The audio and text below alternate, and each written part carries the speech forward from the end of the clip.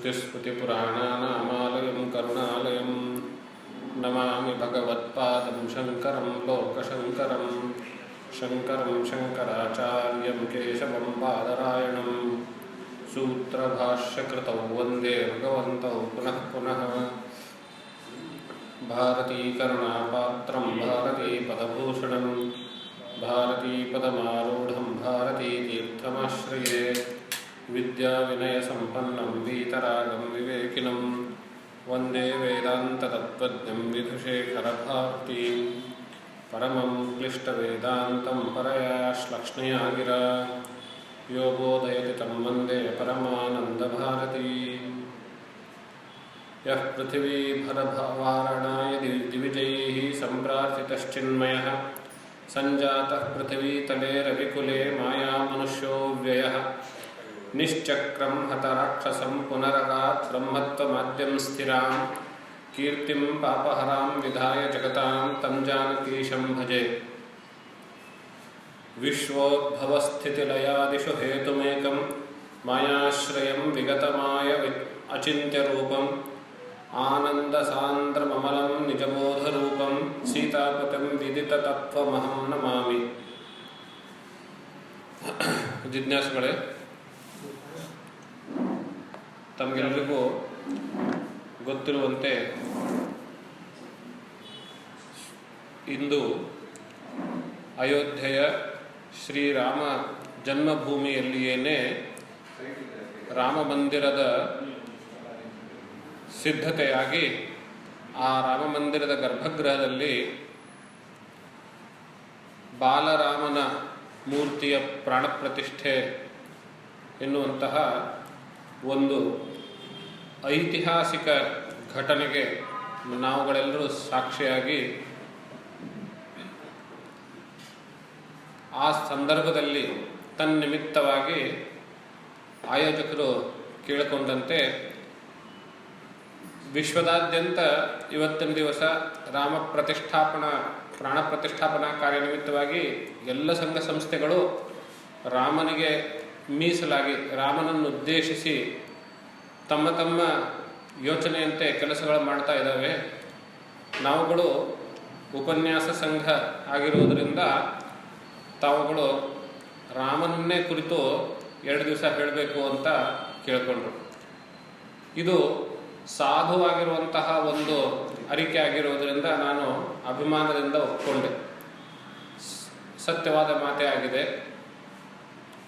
ಐತಿಹಾಸಿಕ ಕ್ಷಣದಲ್ಲಿ ನಾವು ಭಾಗಿಯಾಗಬೇಕು, ನಮ್ಮಿಂದಲೂ ಏನಾದರೂ ಆ ಒಂದು ಅಭಿಯಾನದಲ್ಲಿ ನಮ್ಮನ್ನು ನಾವು ತೊಡಗಿಸ್ಕೊಳ್ಬೇಕು ಅನ್ನುವಂತಹ ಭಾವನೆ ಪ್ರತಿಯೊಬ್ಬರಿಗೂ ಇರುವಂತಹದ್ದು ತುಂಬ ಸಹಜವಾಗಿ. ಈ ಹಿನ್ನೆಲೆಯಲ್ಲಿ ರಾಮನ ಬಗ್ಗೆ ಏನು ಹೇಳಬೇಕು ಅಂತ ನಾನು ಯೋಚನೆ ಮಾಡ್ತಾ ಇರುವಾಗ ಅವರು ಸಾಕಷ್ಟು ಸಮಯನೂ ಕೊಟ್ಟಿದ್ರು. ಒಂದು 7-8 ದಿವಸ ಮುಂಚೆನೇ ಹೇಳಿದರು. ಏನು ನೋಡೋಣ ಅಂತ ಕೇಳಿದಾಗ ಹೆಚ್ಚು ಕಡಿಮೆ ರಾಮಾಯಣದ ಕಥೆ ಹೇಳೋಣ ಅಂತ ಹೇಳಿದ್ರೆ ರಾಮಾಯಣದ ಕಥೆ ಬಹುಶಃ ಎಲ್ರಿಗೂ ಗೊತ್ತಾಗಿದೆ. ಇವಾಗ ಈ ಕೋವಿಡ್ ಕಾಲದಲ್ಲೂ ಕೂಡ ರಾಮಾನಂದ ಸಾಗರ್ ಅವರು ಮಾಡಿರುವಂತಹ ರಾಮಾಯಣವನ್ನು ಮತ್ತೊಂದು ಬಾರಿ ಟೆಲಿಕಾಸ್ಟ್ ಮಾಡಿದರು, ತನ್ಮೂಲಕ ನೋಡಿರ್ತೀರಿ. ಅದಾದ ಮೇಲೆ ಬೇರೆ ಬೇರೆ ಮೂಲಕವಾಗಿ ರಾಮಾಯಣವನ್ನು ತಿಳಿದುಕೊಳ್ಳುವಂತಹ, ಕಥೆಯನ್ನು ತಿಳಿದುಕೊಳ್ಳುವಂತಹ ಅನೇಕ ಮಾರ್ಗಗಳು ಸುಲಭ ಸಾಧನವಾಗಿ ಮೊಬೈಲಲ್ಲಿ, ಡಿಜಿಟಲ್ ಬುಕ್ಕಲ್ಲಿ, ಕಾಮಿಕ್ಸ್ಗಳಲ್ಲಿ ಸಿಗ್ತಾ ಇದೆ. ಹಾಗಾಗಿ ಕಥೆಯನ್ನು ಹೇಳುವುದರಲ್ಲಿ ಏನು ಹೆಚ್ಚು ಕಡಿಮೆ ಎಲ್ಲರಿಗೂ ಗೊತ್ತಿರ್ತದೆ. 2 ದಿವಸ ಇರೋದರಿಂದ ಕಥೆಯಲ್ಲಿ ಇಡೀ ರಾಮಾಯಣ ಕಥೆಯನ್ನು 2 ದಿವಸ ಹೇಳಲಿಕ್ಕೆ ಆಗೋದಿಲ್ಲ. ಒಂದು. ಎರಡನೇದಾಗಿ ಇಲ್ಲಿ ಬರುವಂತಹ ಜಿಜ್ಞಾಸುಗಳು, ಶ್ರೋತೃವರ್ಗಗಳು ವೇದಾಂತ ತತ್ವವನ್ನು ತಿಳಿದುಕೊಳ್ಳುವಂತಹ ಸ್ಥಾಯಿಯಲ್ಲಿ ಇರುವುದರಿಂದ ಅವರಿಗೆ ಕಥೆಯಲ್ಲಿ ಹೇಳ್ಕೊಂಡು ಹೋದರೆ ಕಥೆ ಎಲ್ಲರಿಗೂ ಗೊತ್ತಿರ್ತದೆ, ಅದರಲ್ಲಿ ಏನು ವಿಶೇಷ ಅಂತ ಅನ್ಸೋದಿಲ್ಲ. ಆದ್ದರಿಂದ ರಾಮ ತತ್ವವನ್ನು ಕುರಿತು ಹೇಳಬೇಕು ಅಂತ ಯೋಚನೆ ಮಾಡಿದೆ. ರಾಮ ಅಂದ್ರೆ ಏನು, ರಾಮ ತತ್ವ, ರಾಮನ ಹಿಂದ್ಗಡೆ ಇರುವಂತಹ, ರಾಮ ಎನ್ನುವಂತಹ ಒಬ್ಬ ವ್ಯಕ್ತಿಯ ಹಿಂದೆ ಇರುವಂತಹ ತತ್ವ ಏನು ಅಂತ ಹೇಳಬೇಕು ಅಂತ ನಾನು ಯೋಚನೆ ಮಾಡಿದೆ.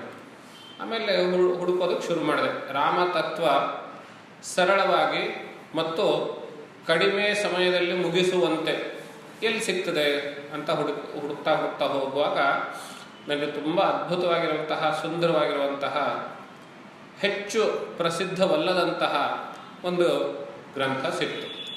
ಯಾರು ವೇದಾಂತ ಕ್ಷೇತ್ರದಲ್ಲಿರ್ತಾರೋ ಅವ್ರಿಗೆ ಗೊತ್ತಿರ್ತದೆ, ಮಿಕ್ಕವರಿಗೆ ಅಷ್ಟು ಗೊತ್ತಿರೋದಿಲ್ಲ. ಆಧ್ಯಾತ್ಮ ರಾಮಾಯಣ ಅಂತ ಒಂದಿದೆ. ಆಧ್ಯಾತ್ಮ ರಾಮಾಯಣ ಅಂತ ಹೇಳಿದ್ರೆ ಸಾಧಾರಣವಾಗಿ ನಾವು ರಾಮಾಯಣ ವಾಲ್ಮೀಕಿ ಮಹರ್ಷಿಗಳು ಬರೆದಿದ್ದು ಅಂತ ಹೇಳಿದ್ರೆ ವಾಲ್ಮೀಕಿ ಮಹರ್ಷಿಗಳೇ ಹೇಳಿಕೊಂಡಂತೆ ನಾನು ಯಾವ್ಯಾವ ಘಟನೆಗಳಿಗೆ ಸಾಕ್ಷಿಯಾಗಿದ್ದೇನೆಯೋ ಮತ್ತು ಯಾವ ಘಟನೆಗಳನ್ನು ನಾನು ಅವರಿವರಿಂದ ಕೇಳಿ ತಿಳಿದಿದ್ದೇನೆಯೋ ಆ ಎಲ್ಲವನ್ನೂ ಹೆಚ್ಚು ಕಾವ್ಯಮಯವಾಗಿ ಬರೆದಿದ್ದೇನೆ ಅಂತ. ಅಂದರೆ ರಾಮಾಯಣ ಗ್ರಂಥ ಇದು ಆದಿ ಕಾವ್ಯ ಅಂತಲೂ ಹೇಳಿಕೊಡ್ತಾರೆ. ಆದ್ದರಿಂದ ಅಲ್ಲಿ ಕಥೆಗೇನೆ ಒತ್ತು ಕೊಟ್ಟು ಅದು ಹೆಚ್ಚು ಸೊಗಸಾಗಿ ಕಾಣುವಂತೆ ಹೇಗೆ ಹೇಳಬೇಕು ಹಾಗೆ ರಾಮಾಯಣದಲ್ಲಿ ಹೇಳಲ್ಪಟ್ಟಿದೆ. ಅಲ್ಲಿ ರಾಮ ನಮಗೆ ಒಬ್ಬ ರಾಜನಾಗಿ ಕಾಣ್ತಾನೆ, ಒಬ್ಬ ವ್ಯಕ್ತಿಯಾಗಿ ಕಾಣ್ತಾನೆ, ಒಬ್ಬ ಪುರುಷನಾಗಿ ಕಾಣ್ತಾನೆ.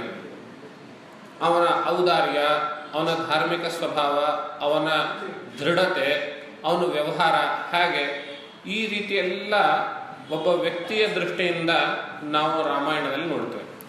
ಅದುವೇ ಸಾಕಷ್ಟಿದೆ. ರಾಮನನ್ನ ಕೇವಲ ರಾಮಾಯಣದ ಮೂಲಕವೇನೆ ಅರ್ಥ ಮಾಡ್ಕೊಳ್ಬೇಕು ಅಂದ್ರೇನೆ ಬಹಳ ಗಂಟೆಗಳ ಕಾಲ ಉಪನ್ಯಾಸ ಮಾಡಬಹುದು. ರಾಮನನ್ನು ಒಬ್ಬ ಪತಿಯಾಗಿ ಹೇಗೆ ನೋಡಬಹುದು, ಬರೀ ಮಹರ್ಷಿ ವಾಲ್ಮೀಕಿ ರಾಮಾಯಣ ಇಟ್ಕೊಂಡೇನೆ ರಾಮನನ್ನ ಒಬ್ಬ ಅಣ್ಣನಾಗಿ ಹೇಗೆ ನೋಡಬಹುದು, ರಾಮನನ್ನ ಒಬ್ಬ ಗೆಳೆಯನಾಗಿ ಹೇಗೆ ನೋಡಬಹುದು, ರಾಮನನ್ನ ಒಬ್ಬ ರಾಜನಾಗಿ ಹೇಗೆ ನೋಡಬಹುದು. ಈ ಅನೇಕ ರೀತಿಯ ವ್ಯಕ್ತಿತ್ವಗಳು ಹಾಗೆ ಕಾಣ್ತವೆ. ಆಮೇಲೆ ಎಲ್ಲ ವ್ಯಕ್ತಿತ್ವಗಳಲ್ಲಿಯೂ ಒಬ್ಬ ಪತಿಯಾಗಿ, ಗೆಳೆಯನಾಗಿ, ರಾಜನಾಗಿ, ಮಗನಾಗಿ ಎಲ್ಲ ವ್ಯಕ್ತಿತ್ವದಿಂದ ರಾಮನಲ್ಲಿ ನೋಡಿದರೂ ಅವನು ಮೇಲು ವ್ಯಕ್ತಿತ್ವವಾಗಿ ನಿಲ್ತಾನೆ. ಆದ್ರಿಂದಲೇ ರಾಮನಿಗೆ ಪುರುಷೋತ್ತಮ ಅನ್ನುವಂತಹ ಹೆಸರು ಬಂತು. ಮತ್ತು ಎಂತಹ ಸಂದರ್ಭದಲ್ಲಿಯೂ ಕೂಡ ತನ್ನ ಮಾನಸಿಕ ದೃಢತೆಯನ್ನು ಕಳ್ಕೊಳ್ಳೋದಿಲ್ಲ ಮತ್ತು ಧರ್ಮ ಮಾರ್ಗವನ್ನು ದಾಟುವಂಥವನಲ್ಲ. ಆದ್ರಿಂದ ರಾಮನಿಗೆ ವಾಲ್ಮೀಕಿಗಳೇನು ಹೇಳ್ತಾರೆ, ರಾಮೋ ವಿಗ್ರಹವಾನ್ ಧರ್ಮ ಅಂತ ಹೇಳ್ತಾರೆ. ಧರ್ಮ ಅನ್ನುವಂತಹದ್ದು ಯಾವುದಾದ್ರೂ ಮೂರ್ತಿ ಸ್ವರೂಪದಲ್ಲಿ ನಮ್ಮೆದುರುಗಡೆ ಬಂದು ನಿಂತರೆ ಹೇಗಿರ್ತದೆ ಅಂದರೆ ಅದು ರಾಮನಂತೆ ಇರ್ತದೆ ಅಂತ ಹೇಳ್ತಾರೆ. ಆದರೆ ಧರ್ಮದ ಮೂರ್ತಿ ವ್ಯಕ್ತ ರೂಪವೇನೆ ರಾಮ ಎನ್ನುವಂಥ ರೀತಿಯಲ್ಲಿ ವಾಲ್ಮೀಕಿಗಳು ಬರೆಸಿದ್ರು. ಆದರೆ ಇಡೀ ವಾಲ್ಮೀಕಿ ರಾಮಾಯಣದಲ್ಲಿ ರಾಮನನ್ನ ದೈವತ್ವವಾಗಿ ಚಿತ್ರಿಸಿಲ್ಲ.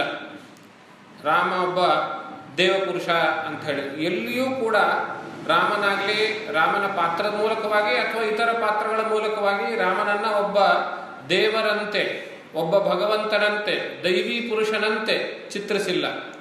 ಆದರೆ ಕೃಷ್ಣಾವತಾರದ ಕಥೆಯಲ್ಲಿ ಮಹಾಭಾರತದಲ್ಲಿ ಅನೇಕ ಕಡೆ ನೋಡ್ತೇವೆ ನಾವು, ಕೃಷ್ಣನನ್ನ ಮೇಲಿನ ಮೇಲೆ ಇವನು ಸಾಧಾರಣ ಮನುಷ್ಯನಲ್ಲ, ಇವನು ದೇವತೆಯೇನೆ, ಇವನು ಭಗವಂತನೇ ಎಂಬುದನ್ನು ತಾನೇ ಸ್ವತಃನೇ ಕೃಷ್ಣ ತನ್ನ ಕೃತಿಗಳ ಮೂಲಕ ಮಾಡಿ ತೋರಿಸ್ತಾನೆ. ಆದರೆ ರಾಮ ಇಡೀ ರಾಮಾಯಣದಲ್ಲಿ, ವಾಲ್ಮೀಕಿ ರಾಮಾಯಣದಲ್ಲಿ ಎಲ್ಲಿಯೂ ಕೂಡ ತಾನು ದೇವರು ಎಂಬಂತೆ ತಾನು ಹೇಳ್ಕೊಳ್ಳೋದಿಲ್ಲ. ಇತರ ಯಾವ ಪಾತ್ರಗಳು ರಾಮನು ಇವನು ದೇವರು ಎಂಬಂತೆ ಹೇಳ್ಕೋದಿಲ್ಲ. ಅಲ್ಲಿ ನಮಗೆ ಒಬ್ಬ ವ್ಯಕ್ತಿಯಾಗಿ ಕಾಣ್ತಾನೆ. ಹಾಗಾದ್ರೆ ವಾಲ್ಮೀಕಿಗಳೇ ರಾಮನನ್ನ ದೇವರಂತೆ ಚಿತ್ರಿಸಿಲ್ಲ. ಆದ್ರಿಂದ ನಾವ್ಯಾಕೆ ರಾಮನನ್ನ ದೇವರಂತೆ ತೆಗೆದುಕೊಳ್ಬೇಕು ಅಂತ ನೋಡಿದಾಗ ವಾಲ್ಮೀಕಿಗಳ ದೃಷ್ಟಿಕೋನ ಏನಾಗಿತ್ತು, ಒಬ್ಬ ಈ ರಾಮನ ಕಥೆಯನ್ನ ಕಾವ್ಯಮಯವಾಗಿ ಬರೀಬೇಕು, ಒಬ್ಬ ಆದರ್ಶ ಪುರುಷ ಹೇಗಿರ್ತಾನೆ ಆ ದೃಷ್ಟಿಯಿಂದ ಬರೀಬೇಕಾಗಿತ್ತು ಅನ್ನೋದು ವಾಲ್ಮೀಕಿ ಮಹರ್ಷಿಗಳ ದೃಷ್ಟಿಕೋನ. ಆದರೆ ಈ ರಾಮನ ಕಥೆಯನ್ನ ವಾಲ್ಮೀಕಿಗಳು ಕೇವಲ ನೋಡಿ ಕೇಳಿ ತಿಳ್ಕೊಂಡಿದ್ದು ಅಂತ ಅಷ್ಟೇ ಅಲ್ಲ, ಪುರಾಣಗಳಲ್ಲಿಯೂ ಬರ್ತದೆ. ರಾಮಾಯಣ ಬಿಟ್ಟು ಬೇರೆ ಬೇರೆ ಪುರಾಣಗಳಲ್ಲಿಯೂ ರಾಮನ ಕಥೆಯನ್ನು ನಾವು ನೋಡ್ತೇವೆ. ವಿಷ್ಣು ಪುರಾಣದಲ್ಲಿ, ದಶಾವತಾರಗಳಲ್ಲಿ ರಾಮನ ಕಥೆ ಬರ್ತದೆ. ಶ್ರೀಮದ್ ಭಾಗವತ ಪುರಾಣದಲ್ಲಿ ದಶಾವತಾರದ ಕಥೆಗಳ ಹೇಳುವಾಗ ರಾಮನ ಕಥೆ ಬರ್ತದೆ. ಆ ಕಡೆಯಲ್ಲಿ ಶ್ರೀಮನ್ನಾರಾಯಣನ 10 ಅವತಾರಗಳಲ್ಲಿ ಒಂದು ಎಂಬಂತೆ ಚಿತ್ರಿಸಿದ್ದು ವಿಷ್ಣು ಪುರಾಣ ಮತ್ತು ಶ್ರೀಮದ್ ಭಾಗವತ ಪುರಾಣ. ಬೇರೆ ಬೇರೆ ಪುರಾಣಗಳಲ್ಲೂ ರೆಫರೆನ್ಸ್ ಇದೆ. ಪ್ರಧಾನವಾಗಿ ಕಥಾಭಾಗ ಸಿಗುವಂತಹದ್ದು ಭಾಗವತ್ ಪುರಾಣ ಮತ್ತು ವಿಷ್ಣು ಪುರಾಣದಲ್ಲಿ. ಆದರೂ ಆ ಎರಡು ಪುರಾಣಗಳಲ್ಲಿ ರಾಮನನ್ನ ಒಬ್ಬ ದೇವತೆಯಂತೆ ಮಹಾವಿಷ್ಣುವಿನ 10 ಅವತಾರಗಳಲ್ಲಿ ಒಂದು ಎಂಬಂತೆ ವಿಷ್ಣು ಪುರಾಣದ ಮೂಲಕ, ಭಾಗವತ್ ಪುರಾಣದ ಮೂಲಕ 24 ಅವತಾರಗಳಲ್ಲಿ ಒಂದು ಎಂಬಂತೆ ಹೇಳಿದ್ದಾರೆ. ಅಲ್ಲಿ ಅವತಾರಗಳಲ್ಲಿ ಒಂದು ಅಂತ ಹೇಳಿದಾಗ ನಾವು ಅವತಾರಗಳನ್ನ ಹೇಗೆ ನೋಡ್ತೇವೆ?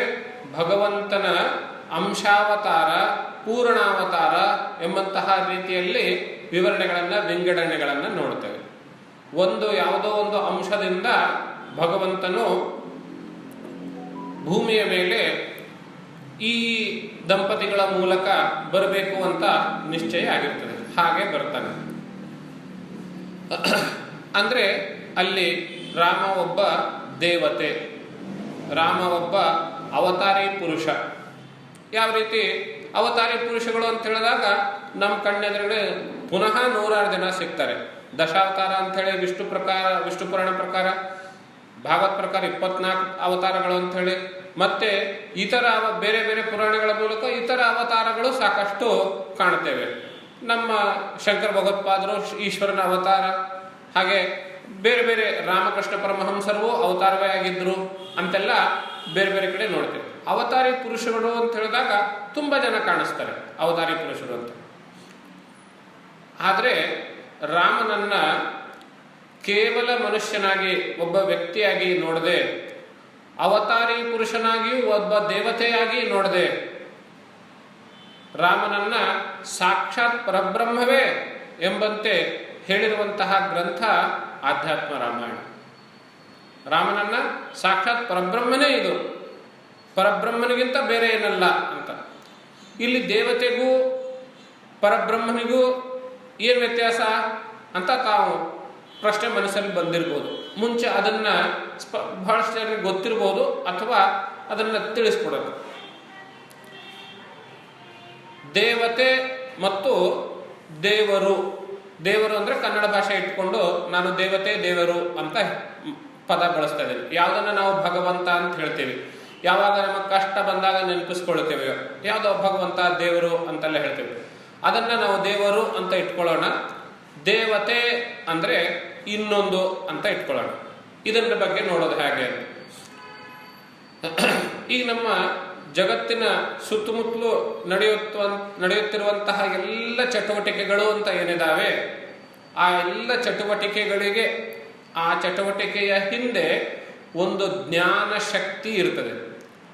ಆ ಜ್ಞಾನ ಶಕ್ತಿಗೆ ದೇವತೆ ಅಂತ ಹೆಸರು. ಸೂರ್ಯ ಬೆಳಗೋದು, ಅವನಿಗೆ ಸೂರ್ಯ ದೇವತೆ ಅಂತ. ಬೆಳಗೋದು ಸೂರ್ಯ ದೇವತೆ ಅಂತ ಹೆಸರು. ಮಳೆ ಸುರಿಸೋದು ಇಂದ್ರ ದೇವತೆ, ವರುಣ ದೇವತೆ ಅಂತ. ಭೂಮಿ ಮೇಲಿನ ನೀರುಗಳನ್ನ ಮೇಲೆ ತರಿಸೋದು ವರುಣ ದೇವತೆ ಅಂತೆಲ್ಲ ಹೇಳೋದು. ಅಗ್ನಿ ಸುಡೋದು ಅಗ್ನಿ ದೇವತೆ ಅಂತೆಲ್ಲ ಹೇಳೋದು. ಅಂದ್ರೆ ಜಗತ್ತಿನ ಚಟುವಟಿಕೆಯ ಹಿಂದೆ ಇರುವಂತಹ ಜ್ಞಾನ ಶಕ್ತಿಗೆ ದೇವತೆಗಳು ಅಂತ ನಾವು ಹೇಳ್ತೇವೆ. ಈ ದೇವತೆಗಳು ಬಹಳ ಶಕ್ತಿವಂತರು. ಅವರುಗಳು ತಕ್ಕ ಮಟ್ಟಿಗೆ ಸೃಷ್ಟಿನೂ ಮಾಡಬಹುದು, ತಕ್ಕ ಮಟ್ಟಿಗೆ ಸ್ಥಿತಿನೂ ನೋಡಿಕೊಳ್ಳಬಹುದು, ತಕ್ಕ ಮಟ್ಟಿಗೆ ಲಯನೂ ಮಾಡಬಹುದು, ವರಗಳನ್ನು ಕೊಡಬಹುದು. ಯಾರು ಬೇಡ್ತಾರೋ ಅವರಿಗೆ ವರಗಳನ್ನು ಕೊಡಬಹುದು, ಯಾರು ಇವರನ್ನು ಉಪೇಕ್ಷಿಸ್ತಾರೋ ಅವರಿಗೆ ಶಾಪಾದಿಗಳನ್ನು ಕೊಡಬಹುದು. ಅಂತಹ ಸಾಮರ್ಥ್ಯ ಈ ದೇವತೆಗಳಿಗೆ ಇದೆ. ಆದರೆ ನಾನೇನು ಪದ ಬಳಸ್ತೆ? ತಕ್ಕ ಮಟ್ಟಿಗೆ ಅಂದೆ. ಅಂದ್ರೆ ಏನರ್ಥ ಅಂದ್ರೆ, ಈ ದೇವತೆಗಳು ಮಹಾಶಕ್ತಿ ಉಳ್ಳವರಾಗಿದ್ದರೂ ಕೂಡ ಸ್ವತಂತ್ರರಲ್ಲ. ಈ ದೇವತೆಗಳು ಸ್ವತಂತ್ರರಲ್ಲ, ಯಾರೋ ಒಬ್ಬರ ಅಧೀನದಲ್ಲಿ ಇವರು ಕೆಲಸ ಮಾಡ್ತಾ ಇರ್ತಾರೆ. ಯಾರವರು ಅಂತ ಕೇಳಿದಾಗ ನಾವು ಪುನಃ ಉಪನಿಷತ್ತಿನ ಕಡೆಗೆ ಬಂದಾಗ ಏನ್ ಹೇಳ್ತದೆ? ಭೀಷಾಸ್ಮಾದ್ ವಾತಃ ಪವತೆ. ಗಾಳಿ ಇವನನ್ನು ಹೆದರ್ಕೊಂಡು ಬೀಸ್ತಾನಂತೆ. ಭೀಷೋದೇತಿ ಸೂರ್ಯ, ಸೂರ್ಯ ಇವನಿಗೆ ಹೆದರ್ಕೊಂಡು ಉದಯಿಸ್ತಾನಂತೆ. ಭೀಷಾಸ್ಮಾದ್ ಅಗ್ನಿಶ್ಚೇಂದ್ರಶ್ಚ, ಅಗ್ನಿ ಇವನಿಗೆ ಹೆದರ್ಕೊಂಡು ಸುಡ್ತಾನಂತೆ. ಇಂದ್ರನು ಇವನಿಗೆ ಹೆದರ್ಕೊಂಡು ಎಲ್ಲ ದೇವತೆಗಳನ್ನ ನೋಡ್ಕೊಳ್ತಾನೆ, ಮಳೆ ಸುರಿಸ್ತಾನೆ ಇತ್ಯಾದಿ. ಅಂದ್ರೆ ಈ ದೇವತೆಗಳಿಗಿಂತಲೂ ಮೇಲೆ ಇವರನ್ನ ನಿಯಂತ್ರಿಸೋರು ಒಬ್ರಿದ್ದಾರೆ ಅಂತ. ಈ ಭೀಷಾಸ್ಮಾದ್ ವಾತಃ ಪವತೆ ಎನ್ನುವಂತಹ ಮಂತ್ರ ತೈತ್ತಿರ್ಯದಲ್ಲಿ ಯಾರನ್ನು ಕುರಿತು ಹೇಳಿದೆ ಅಂತ ಕೇಳಿದಾಗ ಅಸ್ಮಾತ್ ಇವನನ್ನು ಕುರಿತು ಅಂತ ಹೇಳಿದೆಯಲ್ಲ, ಆ ಇವನು ಅಂದ್ರೆ ಯಾರು ಅಂತ ತೈತ್ರಿಯದ ಬ್ರಹ್ಮಾನಂದವಲ್ಲಿಯಲ್ಲಿ ಪ್ರಾರಂಭದಲ್ಲೇ ಹೇಳಿರ್ತಾರೆ. ಸತ್ಯಂ ಜ್ಞಾನಂ ಅನಂತಂ ಬ್ರಹ್ಮ ಅಂತೆಲ್ಲ ಹೇಳ್ತಾರೆ. ಮುಂದೆ ತಸ್ಮಾದ್ ವಾ ಏತಸ್ಮಾದ್ ಆತ್ಮನ ಆಕಾಶ ಸಂಭೂತಃ ಆಕಾಶಾದ್ ವಾಯು ವಾಯೋರಗ್ನಿ ಅಗ್ನೇರಾಪಃ ಅಂತೆಲ್ಲ. ಈ ಆತ್ಮನಿಂದಲೇನೆ ಇವೆಲ್ಲವುಗಳು ಹುಟ್ಟಿದ್ದವುಗಳು, ಈ ಆತ್ಮನಿಂದಲೇನೆ ಈ ಎಲ್ಲವುಗಳು ನಿಂತಿದ್ದು. ಮುಂದಿನ ಭೃಗುವಲ್ಲಿಯಲ್ಲಿ ಪ್ರಶ್ನೆ ಕೇಳಿದಾಗ ಅಧೀಹಿ ಭಗವೋ ಬ್ರಹ್ಮೇತಿ, ಬ್ರಹ್ಮ ಅಂದ್ರೆ ಏನು ಹೇಳು ಅಂತ ಕೇಳಿದಾಗ ಯಥೋ ವಾ ಇಮಾನಿ ಭೂತಾನಿ ಜಾಯಂತೆ ಯೇನ ಜಾತಾನಿ ಜೀವಂತಿ ಯತ್ ಪ್ರಯಂತೆ ವಿಸಂವಿಶಂತಿ ತದ್ವಿಜಿಜ್ಞಾಸಸ್ವ ತದ್ ಬ್ರಹ್ಮೇತಿ ಅಂತ ಹೇಳು. ಅಂದ್ರೆ ಈ ಎಲ್ಲ ದೇವತೆಗಳು ಇತ್ಯಾದಿಗಳು ಭೂತಗಳು ಅಂತ ಹೇಳಿದಾಗ ಆ ದೇವತೆಗಳು ಆ ಭೂತದಲ್ಲೇನೇ ಬಂದು ಅವುಗಳು ಯಾವುದರಿಂದ ಹುಟ್ಟಿದೆವೆಯೋ, ಯಾವುದರಲ್ಲಿ ನಿಂತಿದೆವೆಯೋ, ಪುನಃ ಯಾವುದರಲ್ಲಿ ಹೋಗಿ ಲಯವಾಗ್ತವೆಯೋ ಅದು ಬ್ರಹ್ಮ ಅಂತೆಲ್ಲ ಹೇಳಿ. ಈ ಬ್ರಹ್ಮ ಇದು ಹೇಗಿದೆ? ಸತ್ಯಂ ಜ್ಞಾನಂ ಅನಂತಂ, ಸತ್ಯವಾಗಿದೆ, ಜ್ಞಾನವಾಗಿದೆ, ಅನಂತವಾಗಿದೆ. ಈ ಮೂರು ಪದಗಳ ಸಾರಾಂಶವನ್ನ ನಾವು ಬಹಳಷ್ಟು ಜನ ಇದೇ ವೇದಿಕೆ ಮೇಲೆ ಚರ್ಚೆ ಮಾಡಿದ್ವಿ. ಸತ್ಯ ಅಂದ್ರೇನು, ಜ್ಞಾನ ಅಂದ್ರೇನು, ತೈತ್ತಿರೀಯ ಉಪನಿಷತ್ತು ಹೇಳುವಾಗ ಸಾರಾಂಶ ಏನು ಅಂತ ಹೇಳಿದ್ರೆ ಪರಬ್ರಹ್ಮ ಅತ್ಯಂತ ನಿರ್ಗುಣವಾಗಿದ್ದಾನೆ ಅಂತ ಬರ್ತದೆ. ಹಾಗೆ ನಿರ್ಗುಣವಾಗಿರುವಂತಹ ಪರಬ್ರಹ್ಮ ಜಗತ್ ಸೃಷ್ಟಿ ಮಾಡಬೇಕು ಅಂತ ಆಸೆ ಬಂದಾಗ ಸೋ ಕಾಮಯತ ಬಹುಸ್ಯಾಂ, ನಾನು ಬಹಳವಾಗಬೇಕು ಅಂತೆಲ್ಲ ಯೋಚನೆ ಮಾಡಿದಾಗ ಏನಾಯ್ತು? ಅವನಿಂದ ಮಾಯೆ ಅನ್ನೋದು ಹೊರಗೆ ಬಂತು. ಯಾವಾಗ ಅವನಿಗೆ ಜಗತ್ ಸೃಷ್ಟಿ ಎನ್ನುವಂತಹ ಕಾಮನೆ ಆಯಿತೋ ತಕ್ಷಣದಲ್ಲಿ ಮಾಯೆ ಅನ್ನೋದು ಹೊರಗೆ ಬಂತು. ಆ ನಿರ್ಗುಣ ಬ್ರಹ್ಮ ಮತ್ತು ಈ ಮಾಯೆ ಎರಡನ್ನ ಸೇರಿಸ್ಬಿಟ್ಟು ಈಶ್ವರ ಅಂತ ಕರಿತೀವಿ ನಾವು. ಇದೆಲ್ಲ ನಿಮ್ಗೆ ಗೊತ್ತಿದೆ, ಸುಮ್ಮನೆ ನೆನಪಿರ್ಲಿ ಅಂತ ಒಂದು ರೀತಿ. ಆ ಈಶ್ವರನು ಮುಂದೆ ಸೃಷ್ಟಿಯಾಗಬೇಕು. ಆ ಈಶ್ವರನಲ್ಲಿ ಏನೇನಿದೆ? ನಿರ್ಗುಣ ಪರಬ್ರಹ್ಮ ಇದೆ ಮತ್ತು ಮಾಯಾ ಇದೆ. ಮಾಯೆಗೆ ಪ್ರಕೃತಿ ಅಂತಲೂ ಹೆಸರು. ಈ ಪ್ರಕೃತಿ ಹೇಗಿದೆ? ತ್ರಿಗುಣಾತ್ಮಿಕ ಆಗಿದೆ. ತ್ರಿಗುಣಾತ್ಮಿಕ ಸತ್ವ ರಜಸ್ಸು ತಮಸ್ಸು. ಸತ್ವಗುಣ ಪ್ರಧಾನ, ರಜಸ್ಸು ಮತ್ತು ತಮೋಗುಣ ಕಡಿಮೆ ಪ್ರಮಾಣದಲ್ಲಿ ಇರುವ ಆ ಒಂದು ಕಾಂಬಿನೇಷನ್ ಮಾಡಿದಾಗ ಒಂದು ಮೂರ್ತಿ ಹೊರಗಡೆ ಬಂತು. ಆ ಈಶ್ವರನಿಂದ ಸತ್ವಗುಣ ಪ್ರಧಾನವಾಗಿ ರಜಸ್ಸು ಮತ್ತು ತಮಸ್ಸು ಈ ಎರಡು ಕಡಿಮೆ ಪ್ರಮಾಣದಲ್ಲಿರುವಾಗ ಅದು ನೋಡಿದಾಗ ಒಂದು ಮೂರ್ತಿ ಹೊರಗಡೆ ಬಂತು. ಆ ಮೂರ್ತಿಗೆ ಏನು ಹೆಸರು ಅಂತ ಹೇಳಿದ್ರೆ ವಿಷ್ಣು ಮೂರ್ತಿ ಅಂತ ಹೆಸರು. ಹಾಗೇನೆ ರಜೋಗುಣ ಪ್ರಧಾನ ಮತ್ತು ಸತ್ವ ತಮಸ್ಸು ಗುಣ ಕಡಿಮೆ ಪ್ರಮಾಣದಲ್ಲಿದ್ದಾಗ ಮತ್ತೊಂದು ಮೂರ್ತಿ ಬಂತು. ಆ ಮೂರ್ತಿಗೆ ಬ್ರಹ್ಮಮೂರ್ತಿ ಅಂತ ಹೆಸರು. ಹಾಗೇನೆ ತಮೋಗುಣ ಪ್ರಧಾನ, ಸತ್ವ ಮತ್ತು ರಜಸ್ಸುಗಳು ಕಡಿಮೆ ಪ್ರಮಾಣದಲ್ಲಿ ಇರುವಂತಹ ಆ ಒಂದು ಕಾಂಬಿನೇಷನ್ ನಲ್ಲಿ ತಯಾರು ಮಾಡಿದಾಗ ಮೂರನೇ ಮೂರ್ತಿ ಹೊರಗೆ ಬಂತು. ಅದಕ್ಕೆ ರುದ್ರಮೂರ್ತಿ ಅಂತ ಹೆಸರು. ಹೌದಾ? ಅಂದ್ರೆ ನಿರ್ಗುಣ ಬ್ರಹ್ಮದಿಂದ ಮಾಯೆ, ಆಮೇಲೆ ಅವೆರಡೂ ಸೇರಿಸಿ ತನ್ನ ತ್ರಿಗುಣಗಳಲ್ಲಿ ಒಂದೊಂದು ಗುಣದ ಪ್ರಧಾನದಿಂದ ಒಂದೊಂದು ಮೂರ್ತಿ ಹೊರಬಂತು. ಆ ಮೂರ್ತಿಗಳೇ ತ್ರಿಮೂರ್ತಿಗಳಾದವು, ಬ್ರಹ್ಮ ವಿಷ್ಣು ಮಹೇಶ್ವರ.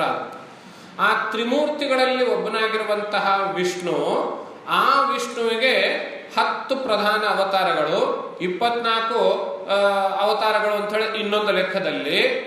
ಆ 10 ಅಥವಾ 24 ಅವತಾರಗಳಲ್ಲಿ ಒಬ್ಬನಾಗಿರುವಂಥವನು ರಾಮ ಎಂಬುದಾಗಿ ವಿಷ್ಣು ಪುರಾಣ ಮತ್ತು ಭಾಗವತ್ ಪುರಾಣ ಹೇಳ್ತದೆ. ಈ ವ್ಯತ್ಯಾಸ ಗಮನಿಸಿ ನೀವು. ವಿಷ್ಣು ಪುರಾಣ ಭಾಗವತ್ ಪುರಾಣ ಏನ್ ಹೇಳ್ತು?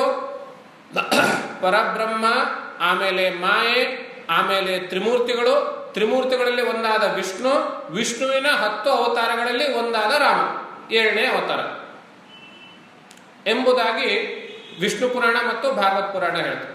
ಆದರೆ ಆಧ್ಯಾತ್ಮ ರಾಮಾಯಣ ಇದು ಎಲ್ಲಿ ಬರ್ತದೆ? ಆಧ್ಯಾತ್ಮ ರಾಮಾಯಣ ಅಂದ್ರೆ ಬ್ರಹ್ಮಾಂಡ ಪುರಾಣದ ಉತ್ತರಕಾಂಡದಲ್ಲಿ ಬರ್ತದೆ, ಉತ್ತರ ಭಾಗದಲ್ಲಿ ಬರ್ತದೆ. ಪೂರ್ವ ಭಾಗ ಉತ್ತರ ಭಾಗ ಅಥವಾ ಪೂರ್ವಕಾಂಡ ಉತ್ತರಕಾಂಡ ಅಂತೇಳಿ 2 ಭಾಗ ಬ್ರಹ್ಮಾಂಡ ಪುರಾಣದಲ್ಲಿ.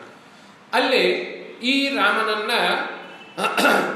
ವಾಲ್ಮೀಕಿ ಮಹರ್ಷಿಗಳಂತೆ ಒಬ್ಬ ವ್ಯಕ್ತಿಯಾಗಿ ಅಲ್ಲದೆ, ವಿಷ್ಣು ಪುರಾಣ ಭಾಗವತ ಪುರಾಣದಂತೆ ಒಬ್ಬ ಅವತಾರಿಯಾಗಿ, ತ್ರಿಮೂರ್ತಿಗಳಲ್ಲಿ ಒಬ್ಬನಾದ ವಿಷ್ಣುವಿನ 10 ಅಥವಾ 24 ಅವತಾರಗಳಲ್ಲಿ ಒಂದಾದ ಅವತಾರ ಎಂಬುದಾಗಿ ಅಲ್ಲದೆ, ಸಾಕ್ಷಾತ್ ಯಾವುದನ್ನು ಉಪನಿಷತ್ತು ನಿರ್ಗುಣ ಪರಬ್ರಹ್ಮ ಅಂತ ಹೇಳ್ತೇವೋ ಆ ಪರಬ್ರಹ್ಮವೇ ರಾಮ ಎಂಬುದಾಗಿ ಹೇಳ್ತಾರೆ. ಆ ಪರಬ್ರಹ್ಮವೇ ರಾಮ ಎಂಬುದಾಗಿ ಚಿತ್ರಿಸ್ತಾರೆ. ಅಂದರೆ ರಾಮನನ್ನ ನಾವು ಸಾಕ್ಷಾತ್ ಪರಬ್ರಹ್ಮನಾಗಿಯೇನೆ ನೋಡೋದಕ್ಕೆ ಈ ಆಧ್ಯಾತ್ಮ ರಾಮಾಯಣ ನಮಗೆ ಸಹಕಾರಿಯಾಗ್ತದೆ. ಈ ಆಧ್ಯಾತ್ಮ ರಾಮಾಯಣ ಅನ್ನುವಂತಹದ್ದು ಶಿವ ಪಾರ್ವತಿಯರ ಸಂವಾದದಲ್ಲಿ ಬಂದಿರುವಂಥದ್ದು. ತಮ್ಮೆಲ್ಲರಿಗೂ ಗೊತ್ತು ಪುರಾಣಗಳು ಹೇಗೆ ಹುಟ್ಟಿದ್ವು. ಸಾಧಾರಣವಾಗಿ ನಾವೇನು ಅನ್ಕೊಳ್ತೇವೆ, ವ್ಯಾಸ ಮಹರ್ಷಿಗಳು ಪುರಾಣಗಳನ್ನು ರಚಿಸಿದ್ರು, 18 ಪುರಾಣಗಳನ್ನು ವ್ಯಾಸ ಮಹರ್ಷಿಗಳು ರಚಿಸಿದ್ರು ಅಂತ. ರಚಿಸಿದ್ರು ಅಂದ್ರೆ ನಾವೇನು ತಿಳ್ಕೊಳ್ತೇವೆ, ಓಹೋ ಏನೋ ತಪಸ್ ಮಾಡ್ತಾ ಅಥವಾ ಕಾಡಿನಲ್ಲಿ ಕೂತು ಯೋಚನೆ ಮಾಡಿ ಸರಿ ಇವಾಗ ವಿಷ್ಣುವಿನ ಕಥೆಗಳನ್ನು ಬರೆಯೋಣ, ಅದು ವಿಷ್ಣು ಪುರಾಣ ಆಗುತ್ತೆ ಅಂತ ಹೇಳಿ ವಿಷ್ಣುವಿನ ಕಥೆಗಳನ್ನು ಬರೆದ್ರು. ಆಮೇಲೆ ದೇವಿಗ ಕಥೆಗಳನ್ನು ಹೇಳೋಣ, ಅದು ದೇವಿ ಪುರಾಣ ಆಗುತ್ತೆ ಅಂತ ಹೇಳಿ ದೇವಿ ಕಥೆಗಳನ್ನು ಬರೆದ್ರು ಅಂತ ಹೀಗೆ ಅನ್ಕೊಳ್ತೀವಿ. ಹಾಗೆ ವ್ಯಾಸರು ತಾವು ಯೋಚನೆ ಮಾಡಿ ಬರೆದಿರುವಂತಹ ಕಥೆಗಳಲ್ಲ ಇವು. ಪುರಾಣಗಳು ಅಂದ್ರೆ ಏನು, ದೇವಲೋಕದಲ್ಲಿ ಅಥವಾ ಮನುಷ್ಯ ಲೋಕದಲ್ಲಿ ಅಥವಾ ಮತ್ಯಾವುದೋ ಲೋಕದಲ್ಲಿ ಬೇರೆ ಬೇರೆ ದೇವತೆಗಳು ಅವರ ಜೊತೆಗೆ ಇರುವಂತಹ ಅವರ ಶಿಷ್ಯರೋ ಭಕ್ತರೋ ಸೇವಕರೋ ಅಥವಾ ಅವರ ಪತ್ನಿಯೋ ಮಗನೋ ಅವರುಗಳ ಮಧ್ಯದಲ್ಲಿ ನಡೆದಿರುವಂತಹ ಸಂವಾದ. ಆ ಸಂವಾದದಲ್ಲಿ ಒಂದು ಘಟನೆ, ಆ ಘಟನೆಯನ್ನು ಅವರ ಜೀವನದಲ್ಲಿ ನಡೆದು ಹೋಗಿರುವಂತಹ ಒಂದು ಘಟನೆ, ಆ ಘಟನೆ ಅಥವಾ ಆ ಘಟನೆಯ ಬಗ್ಗೆ ಒಬ್ಬರಿನ್ನೊಬ್ಬರಿಗೆ ಹೇಳ್ತಾ ಇರ್ತಾರೆ. ಆ ಸಂವಾದವನ್ನ ಪಕ್ಕದಲ್ಲಿರೋರು ಯಾರೋ ಒಬ್ರು, ಶಿವ ಪಾರ್ವತಿಯರ ಸಂವಾದ ನಡೆದಿತ್ತು ಅಂದ್ರೆ ಅಲ್ಲಿರುವಂತಹ ನಂದಿನೋ ಭೃಂಗಿನೋ ಇತ್ಯಾದಿ. ವಿಷ್ಣು ಲಕ್ಷ್ಮಿಯರ ಸಂವಾದ ನಡೆದಿದ್ರೆ ಅಲ್ಲಿರುವಂತಹ ಗರುಡನೋ ಮತ್ತಾರೋ ಒಬ್ರು.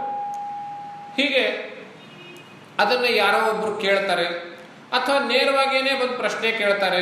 ಆ ಪ್ರಶ್ನೆಗೆ ಉತ್ತರ ಎಂಬಂತೆ ಅವನೊಂದು ಕಥೆ ಹೇಳ್ತಾನೆ. ಆ ಕಥೆಯನ್ನ ಸಂಗ್ರಹದಲ್ಲಿ ಇಟ್ಕೊಂಡು ಬಿಟ್ಟು ಆ ನಾರದರಾಗಲಿ, ಹೆಚ್ಚು ಕಡಿಮೆ ನಾರದರು, ಯಾಕೆ ನಾರದರು ಮಾರ್ಕಂಡೇಯ ಇತ್ಯಾದಿ ಆ ವ್ಯಕ್ತಿಗಳ ಬಗ್ಗೆ ಗಮನಿಸಿ. ನಾರದರು ತ್ರಿಲೋಕ ಸಂಚಾರಿ, ಅವರಿಗೆ 3 ಲೋಕಗಳಲ್ಲಿ ಎಕ್ಸೆಸ್ ಇದೆ. 3 ಲೋಕಗಳಲ್ಲಿ ಯಾವಾಗ ಬೇಕಾದರೂ ಅವ್ರು ಪ್ರವೇಶ ಮಾಡ್ಬೋದು. ಹಾಗಾಗಿ ಅವ್ರ ಹತ್ರ ಈ ರೀತಿಯ ಸಂವಾದಗಳು ಹೆಚ್ಚು ಸಂಗ್ರಹ ಇರ್ತದೆ. ಅವ್ರು ಎಲ್ಲ ಲೋಕದಲ್ಲಿ ಹೋಗ್ತಾರೆ, ಕೈಲಾಸಕ್ಕೆ ಹೋಗ್ತಾರೆ, ವಿಷ್ಣು ಲೋಕಕ್ಕೆ ಹೋಗ್ತಾರೆ, ಬ್ರಹ್ಮಲೋಕಕ್ಕೆ ಹೋಗ್ತಾರೆ, ಎಲ್ಲ ಕಡೆ ಹೋಗ್ತಾ ಇರ್ತಾರೆ. ಅಲ್ಲಿ ನಡೆದಿರೋ ಘಟನೆಗಳು ಅವ್ರಿಗೆ ಹೆಚ್ಚು ಗೊತ್ತಿರ್ತದೆ. ಒಂದು ಮಾರ್ಕಂಡೇಯನಕ್ಕೆ ಅವನು ಸಪ್ತಕಲ್ಪಾಂತ ಜೀವನ, 7 ಕಲ್ಪಗಳವರೆಗೆ ಅವನಿರ್ತಾನೆ. ಹಿಂದಿನ ಕಲ್ಪದಲ್ಲಿ ಏನೇನು ನಡೆಯಿತು, ಮುಂದಿನ ಕಲ್ಪದವರೆಗೆ ಹೇಗೆ ಗೊತ್ತಾಗಬೇಕು, ಸಂಪೂರ್ಣವಾಗಿ ಲಯವಾಗಿ ಹೋಗಿರ್ತದೆ. ಹಿಂದಿನ ಕಲ್ಪಕ್ಕೂ ಲಿಂಕೇ ಇಲ್ಲ. ಹಿಂದಿನ ಕಲ್ಪದಲ್ಲಿ ನಡೆದೋಗಿರುವ ಘಟನೆಗಳು ಹೇಗೆ ಗೊತ್ತಾಗಬೇಕು, ಮಾರ್ಕಂಡೇಯ ಹೇಳ್ಕೊಡ್ತಾನೆ. ಯಾಕೆ, ಅವನು 7 ಕಲ್ಪದವರೆಗೆ ಇರ್ತಾನೆ, ಸಪ್ತಕಲ್ಪಾಂತ ಜೀವನ ಅಂತ ಹೇಳ್ತಿರ್ತಾನೆ. ಆದ್ರಿಂದ ಆ ಹಿಂದಿನ ಕಲ್ಪದಲ್ಲಿ ನಡೆದಿರುವಂತಹ ಎಲ್ಲ ಘಟನೆಗಳು ಮಾರ್ಕಂಡೇಯರ ಮೂಲಕ ಬರ್ತದೆ. ಈ ಬ್ರಹ್ಮಾಂಡ ಪುರಾಣವು ಮಾರ್ಕಂಡೇಯ ಮೂಲಕವೇ ಬಂದಿತ್ತು. ಹೀಗೆ ವಿಷ್ಣು ನಾರದರ ಸಂವಾದ, ಶಿವ ಪಾರ್ವತಿ ಸಂವಾದ, ದತ್ತಾತ್ರೇಯ ಮಾರ್ಕಂಡೇಯರ ಸಂವಾದ. ದತ್ತಾತ್ರೇಯರು ಅವರು ಎಲ್ಲ ಯುಗಗಳಲ್ಲಿ 4 ಯುಗಗಳಲ್ಲಿ ಇರುವಂತಹವರು, ಅವರು ಸಂಚಾರ ಮಾಡುವಾಗ ಕೇಳಿರುವಂತಹವರು, ಅವರು ತಮ್ಮ ಶಿಷ್ಯರ ಕಥೆ ಹೇಳಿದರು. ಹೀಗೆ 3 ಲೋಕಗಳಿಗೂ ಅನೇಕ ಕಲ್ಪಗಳಿಗೂ ಸಂಬಂಧ ಇರುವಂತಹ ವ್ಯಕ್ತಿಗಳ ಮೂಲಕ ಈ ರೀತಿಯ ಸಂವಾದಗಳು, ಘಟನೆಗಳು ಒಂದು ಕಡೆ ಸಂಗ್ರಹ ಮಾಡಿ ಆಗಿದ್ದು. ವ್ಯಾಸ ಮಹರ್ಷಿಗಳು ಏನ್ ಮಾಡಿದ್ರು, ಅವರನ್ನೆಲ್ಲ ಭೇಟಿಯಾಗಿ ನಿಮ್ಮ ಹತ್ರ ಏನೇನು ಕಲೆಕ್ಷನ್ ಇದೆ, ಕಲೆಕ್ಷನ್ ಆಫ್ ಸ್ಟೋರೀಸ್ ಅವೆಲ್ಲ ನಂಗೆ ಕೊಡಿ, ನಾನೊಂದು ಡಾಕ್ಯುಮೆಂಟ್ ಮಾಡಿಡ್ತೇನೆ ಅಂತ ಹೇಳಿ ಬರೆದು, ಅದು ಪುರಾಣಗಳು ಅಂತ ಆಯ್ತು. ಹೇಗೆ ಪುರಾಣಗಳು ಹೇಗೆ ಬಂತು ಗೊತ್ತಾಯ್ತಾ? ಆದ್ರಿಂದಲೇ ನೀವು ಯಾವುದೇ ಕಥೆ ಕೇಳಿ ಶುರು ಆಗೋದೆಲ್ಲಿಂದ, ಯಾರೋ ಒಬ್ಬ ವ್ಯಕ್ತಿ ಸತ್ಯನಾರಾಯಣ ಕಥೆ ಬಹಳ ಪ್ರಸಿದ್ಧವಾಗಿರುತ್ತೆ, ತಾವೆಲ್ಲರೂ ಕೇಳಿರುತ್ತೆ. ಸತ್ಯನಾರಾಯಣ ಕಥೆಯಲ್ಲಿ ಏನಾಗ್ತದೆ, ಮೊಟ್ಟ ಮೊದಲು ಸೂತ ಮಹರ್ಷಿಗಳು ಶೌನಕಾದಿ ಋಷಿಗಳು ಒಂದು ಯಜ್ಞ ಮಾಡ್ತಾ ಇರ್ತಾರೆ. ಸೂತ ಮಹರ್ಷಿಗಳೇ ಬಂದು ಕರೀತಾರೆ, ಅವರು ಉಚ್ಚಾಸನದಲ್ಲಿ ಕುಳಿಸ್ಕೊಂಡು ಪ್ರಶ್ನೆ ಕೇಳ್ತಾರೆ. ಸೂತ ಮಹರ್ಷಿಗಳೇ ನಮಗೆ ಎಂತಿಂಥ ಕಥೆ ಹೇಳಬೇಕು. ಅವಾಗ ಸೂತ ಮಹರ್ಷಿಗಳು ಯಾಕೆ, ವ್ಯಾಸರ ಮಗ ಶುಕನ ನೇರ ಶಿಷ್ಯ ಸೂತ ಮಹರ್ಷಿಗಳು, ಅವರ ಕಥೆ ಡೈರೆಕ್ಟ್ ಆಗಿ ಗೊತ್ತಿರುತ್ತದೆ ಅಂತ. ಇನ್ನೊಬ್ಬರ ಮೂಲಕ ತಿಳ್ಕೊಂಡ್ರೆ ಆ ಕಥೆನಲ್ಲಿ ಹೆಚ್ಚು ಕಡಿಮೆ ಆಗಬಹುದು, ಏರುಪೇರು ಆಗಬಹುದು. ನೇರವಾಗಿ ಯಾರು ಕಥೆ ಬರೆದಿದ್ದಾರೆ ಅವ್ರ ಮಗನಿಂದಲೇ ನಾನು ತಿಳ್ಕೊಂಡಿದ್ದೀನಿ. ನಾವು ಹೇಳ್ತೀವಿ ತಾನೆ, ಇದು ಬರೀ ರೂಮರ್ಸ್ ಅಲ್ಲ, ಒಳಗಡೆ ಇದ್ದವರೇ ಹೇಳಿದ್ದಾರೆ ನಮಗೆ. ಈ ಚಾನೆಲ್ಗಳೆಲ್ಲ ಹೇಳ್ತಾರಲ್ಲ ನಮ್ಗಳು ತೀರಾ ಸೂತ್ರಗಳಿಂದ ಗೊತ್ತಾಗಿದೆ ಅಂತ, ಒಳಗಡೆ ಇದ್ದವರೇ ಇನ್ನರ್ ಸರ್ಕಲ್ ಅಲ್ಲಿದೆ ಈ ಮಾತು. ಹಾಗೆ ಇನ್ನರ್ ಸರ್ಕಲ್ ನಿಂದ ತಿಳ್ಕೊಂಡಿರೋರು ಸೂತ ಮಹರ್ಷಿಗಳು. ಪ್ರಶ್ನೆ ಕೇಳಿದಾಗ ಸೂತ ಮಹರ್ಷಿಗಳು ನೇರವಾಗಿ ಉತ್ತರ ಹೇಳಬೇಕು, ಹೇಳಲ್ಲ. ಅವರೇನು ಹೇಳ್ತಾರೆ, ಇದೇ ರೀತಿಯ ಪ್ರಶ್ನೆಯನ್ನು ಹಿಂದೆ ನಾರದನು ನಾರಾಯಣನಿಗೆ ಕೇಳಿದ್ದನು, ಆವಾಗ ನಾರಾಯಣನು ನಾರದನಿಗೆ ಏನು ಹೇಳಿದ್ದೋ ಅದನ್ನೇ ನಾನಿಗೆ ಹೇಳ್ತೇನೆ ಅಂತ. ಅಂದ್ರೆ ಅದು ನಾರಾಯಣ ಮತ್ತು ನಾರದರ ಸಂವಾದದಲ್ಲಿರುವಂತಹದ್ದು. ಹಾಗೇನೆ ಅಧ್ಯಾತ್ಮ ರಾಮಾಯಣ ಮೊಟ್ಟ ಮೊದಲು ನಾರದರು 3 ಲೋಕಗಳನ್ನು ಸಂಚಾರ ಮಾಡ್ತಾ ಸತ್ಯಲೋಕಕ್ಕೆ ಹೋಗ್ತಾರೆ. ಸತ್ಯಲೋಕದಲ್ಲಿ ಯಾರಿರ್ತಾರೆ? ಬ್ರಹ್ಮದೇವನು. ಅವನು ಹೋಗಿ ಈ ನಾರದರು ಒಂದು ಸ್ವಲ್ಪ ಬೇಸರ ವ್ಯಕ್ತಪಡಿಸ್ತಾರೆ. ಏನಿದೆ ಇವಾಗ ದ್ವಾಪರ ಎಲ್ಲ ಮುಗಿತಾ ಬಂತು, ಕಲಿಯುಗ ಶುರು ಆಗ್ತಾ ಇದೆ, ನಾನು ಭೂಲೋಕದಲ್ಲೆಲ್ಲ ಹೋಗಿ ನೋಡ್ಕೊಂಡು ಬಂದಿದ್ದೇನೆ, ಜನ ಧರ್ಮ ಎಲ್ಲ ಬಿಟ್ಬಿಡ್ತಿದ್ದಾರೆ, ಜಾತಿ ವರ್ಣಗಳೆಲ್ಲವೂ ಒಂದಾಗ್ತಾ ಇದೆ, ಆಶ್ರಮ ಧರ್ಮ ಅಂತೇನು ನಡೀತಾ ಇಲ್ಲ, ವರ್ಣಾಧರ್ಮ ಅಂತೇನು ನಡೀತಾ ಇಲ್ಲ, ಸ್ವಕರ್ಮ ಅಂತೂ ಬಿಟ್ಟಿದ್ದಾರೆ, ಧರ್ಮದ ಮೇಲೆ ಶ್ರದ್ಧೆ ಇಲ್ಲ. ಹೀಗಾದ್ರೆ ಏನಾಗ್ತದೆ? ಇವ್ರಿಗೆಲ್ಲ ಹ್ಯಾಕ್ ಕಲ್ಯಾಣ ಆಗ್ಬೇಕು? ಏನ್ ಮಾಡೋದ್ರಿಂದ ಅಥವಾ ಯಾವ್ದನ್ನು ಓದೋದ್ರಿಂದ ಏನ್ ತಿಳ್ಕೊಳ್ಳೋದ್ರಿಂದ ಇವ್ರಿಗೆಲ್ಲ ಕಲ್ಯಾಣ ಆಗ್ಬೇಕು ಅಂತ ಹೇಳಿ ಬಹಳ ಬೇಸರ ವ್ಯಕ್ತಪಡಿಸಿ ಬ್ರಹ್ಮನಿಗೆ ಹೋಗಿ ಹೇಳ್ತಾರೆ. ಆವಾಗ ಬ್ರಹ್ಮನೇನು ಹೇಳ್ತಾನೆ, ನೀನು ಯೋಚನೆ ಮಾಡಿದ ಸರಿನೇ ಇದೆ, ಇದಕ್ಕೆ ಉಪಾಯ ಏನು ಅಂತ ಹೇಳಿದ್ರೆ ಇದೇ ರೀತಿ ಪ್ರಶ್ನೆಯನ್ನ ನೀನೇನ್ ಪ್ರಶ್ನೆ ಕೇಳಿದೆ, ಭೂಲೋಕದಲ್ಲಿರೋರು ಜಾತಿ ವರ್ಣ ಆಶ್ರಮ ಧರ್ಮಗಳೆಲ್ಲ ಬಿಟ್ಟು ಧರ್ಮದ ಸ್ವಧರ್ಮ ಅನ್ನುವಂಥದ್ದೆಲ್ಲ ಬಿಟ್ಟು ಏನಾರ ಮನಶ್ಚೇಷ್ಟೆ ಮಾಡ್ತಾ ಇದ್ದಾರೆ, ಅವ್ರಿಗೆ ಹ್ಯಾಕ್ ಕಲ್ಯಾಣ ಆಗ್ಬೇಕು ಅಂತ ಕೇಳಿದೆ ಅಲ್ಲ. ಇದೇ ರೀತಿ ಪ್ರಶ್ನೆ ಪೂರ್ವದಲ್ಲಿ ಪಾರ್ವತಿ ಈಶ್ವರನಿಗೆ ಕೇಳಿದೆ, ಶಿವನಿಗೆ ಕೇಳಿದೆ. ಪಾರ್ವತಿ ಶಿವನಿಗೆ ಕೇಳಿದಾಗ ಶಿವ ಅವನಿಗೆ ಏನು ಹೇಳಿದ್ರು, ಪಾರ್ವತಿಗೆ ಏನು ಹೇಳಿದ್ದು ಅದನ್ನು ನಾನು ಹೇಳ್ತೇನೆ ಅಂತ ಹೇಳಿ ಏನು ಹೇಳ್ತಾರೆ, ರಾಮ ತತ್ವವನ್ನ ಯಾರು ಚೆನ್ನಾಗಿ ತಿಳ್ಕೊಳ್ತಾರೆಯೋ ಅವರು ಈ ಕಲಿಯುಗದಿಂದ ಆಗುವಂತಹ ದೋಷಗಳನ್ನೆಲ್ಲವನ್ನು ತುಂಬಾ ಸುಲಭವಾಗಿ ದಾಟಿ ಹೋಗ್ತಾರೆ ಅಂತ. ಗಮನಿಸಿ, ರಾಮ ತತ್ವವನ್ನ ಯಾರು ತಿಳ್ಕೊಳ್ತಾರೆಯೋ ಅವರು ರಾಮನನ್ನ ಅಂತ ಹೇಳಿಲ್ಲ, ರಾಮಾಯಣವನ್ನ ಅಂತ ಹೇಳಿಲ್ಲ, ರಾಮನ ಕಥೆ ಅಂತ ಹೇಳಿಲ್ಲ, ರಾಮ ತತ್ವವನ್ನ ಯಾರು ಚೆನ್ನಾಗಿ ತಿಳ್ಕೊಳ್ತಾರೆಯೋ ಅವರು ಕಲಿದೋಷದಿಂದ ಪಾರಾಗ್ತಾರೆ. ಕಲಿಯುಗದ ಪ್ರಭಾವದಿಂದ ಯಾವ್ಯಾವ ದೋಷಗಳು ನಮಗೆ ಉಂಟಾಗ್ತವೆಯೋ ಅವು ಎಲ್ಲವೂ ರಾಮ ತತ್ವವನ್ನು ತಿಳಿದುಕೊಳ್ಳುವುದರಿಂದ ಹೊರಟು ಹೋಗ್ತವೆ.